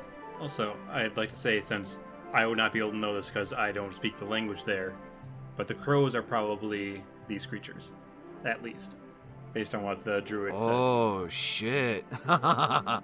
Vera would not know that. That's Only Riz would know yeah. that. Sorry, I didn't want to say things word for word. I try to assume that Riz told you shit, but I hate repeating people. Like, it's a big pet peeve of mine, so I don't like doing that. Well, it just wouldn't make sense because it's just normal, Banter. uninteresting chatter. Yeah, I know. Still. Now, I'm sorry I asked you to repeat the chat. Oh yeah, it's Sorry. something that really bugs me, so I don't like doing it. Good to know. I mean, so for shorthand, you can always just say, I repeat what they said. Okay. Since I'm saying it in the open and everyone can hear it, that way they can just turn the meta knowledge into character knowledge. So you don't have to like try to reword it or anything. I like just that. get uncomfortable when Unless someone you- asks me in character, so I try to do it in character. Right. I understand and I appreciate your attempt at roleplay in all these situations, but if it's something that really bothers you, you can just say, I repeat what they said back to whoever, and use that out of character. Okay. And that'll work for shorthand. That way it avoids you having to repeat people word for word. Thank you. So what's the plan? Just go in and see. We'll I see what we guess so. I feel like, what if they know we are coming? Oh, figure it out. You know, we don't. I guess that's kind of what we have to deal with. So I don't see anything we could do about that. Well, we just passed through as a bunch of adventurers. Maybe we changed their mind and decided to stay the night. Agreed. It's ideal. And I think that for now we check around, see who tags. Val and I each check around. I don't know if anyone else can detect magic, but I'll stay with the we'll cards. try to keep a low profile for the time being. Not tell anyone, you know, who's goo until we know what's up. Until we know if we're outnumbered here. How badly. Yep. Alright, so plan is normal. Go check around and we figure it out from there, yeah? Sounds good. That's right. Alright. Let's go back in town. I will stay by cards. Whoever can check a magic, do that. Sounds Savvy? good. All right. So Let's we're just gonna try head not to back. get too separated, alright? If we Alright. get divided up, then I think we're toast. Petravian, you stay with me, yeah? Yes. Also, you might want to lay on hands yourself. Yeah. Let me Baby. lay my hands all over myself. Oh my lord. Oh boy. 33. That again. Alrighty.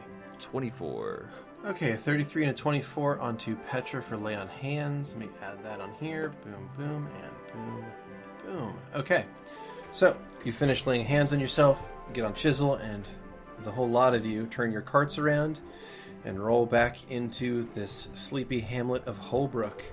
And that is where we'll call it an evening. Yay. Cool Alrighty. beans. Sounds good.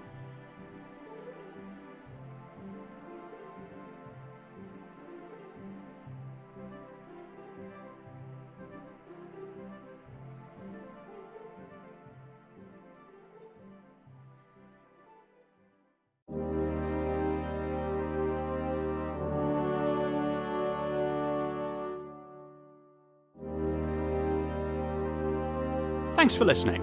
As always, special thanks to William Succi and Andreas Pichler for the intro and outro themes, and as always, Emily Roll for Fantasy for this episode's soundtrack. Interested in following us on social media?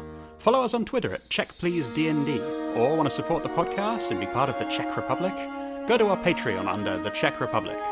Until next time.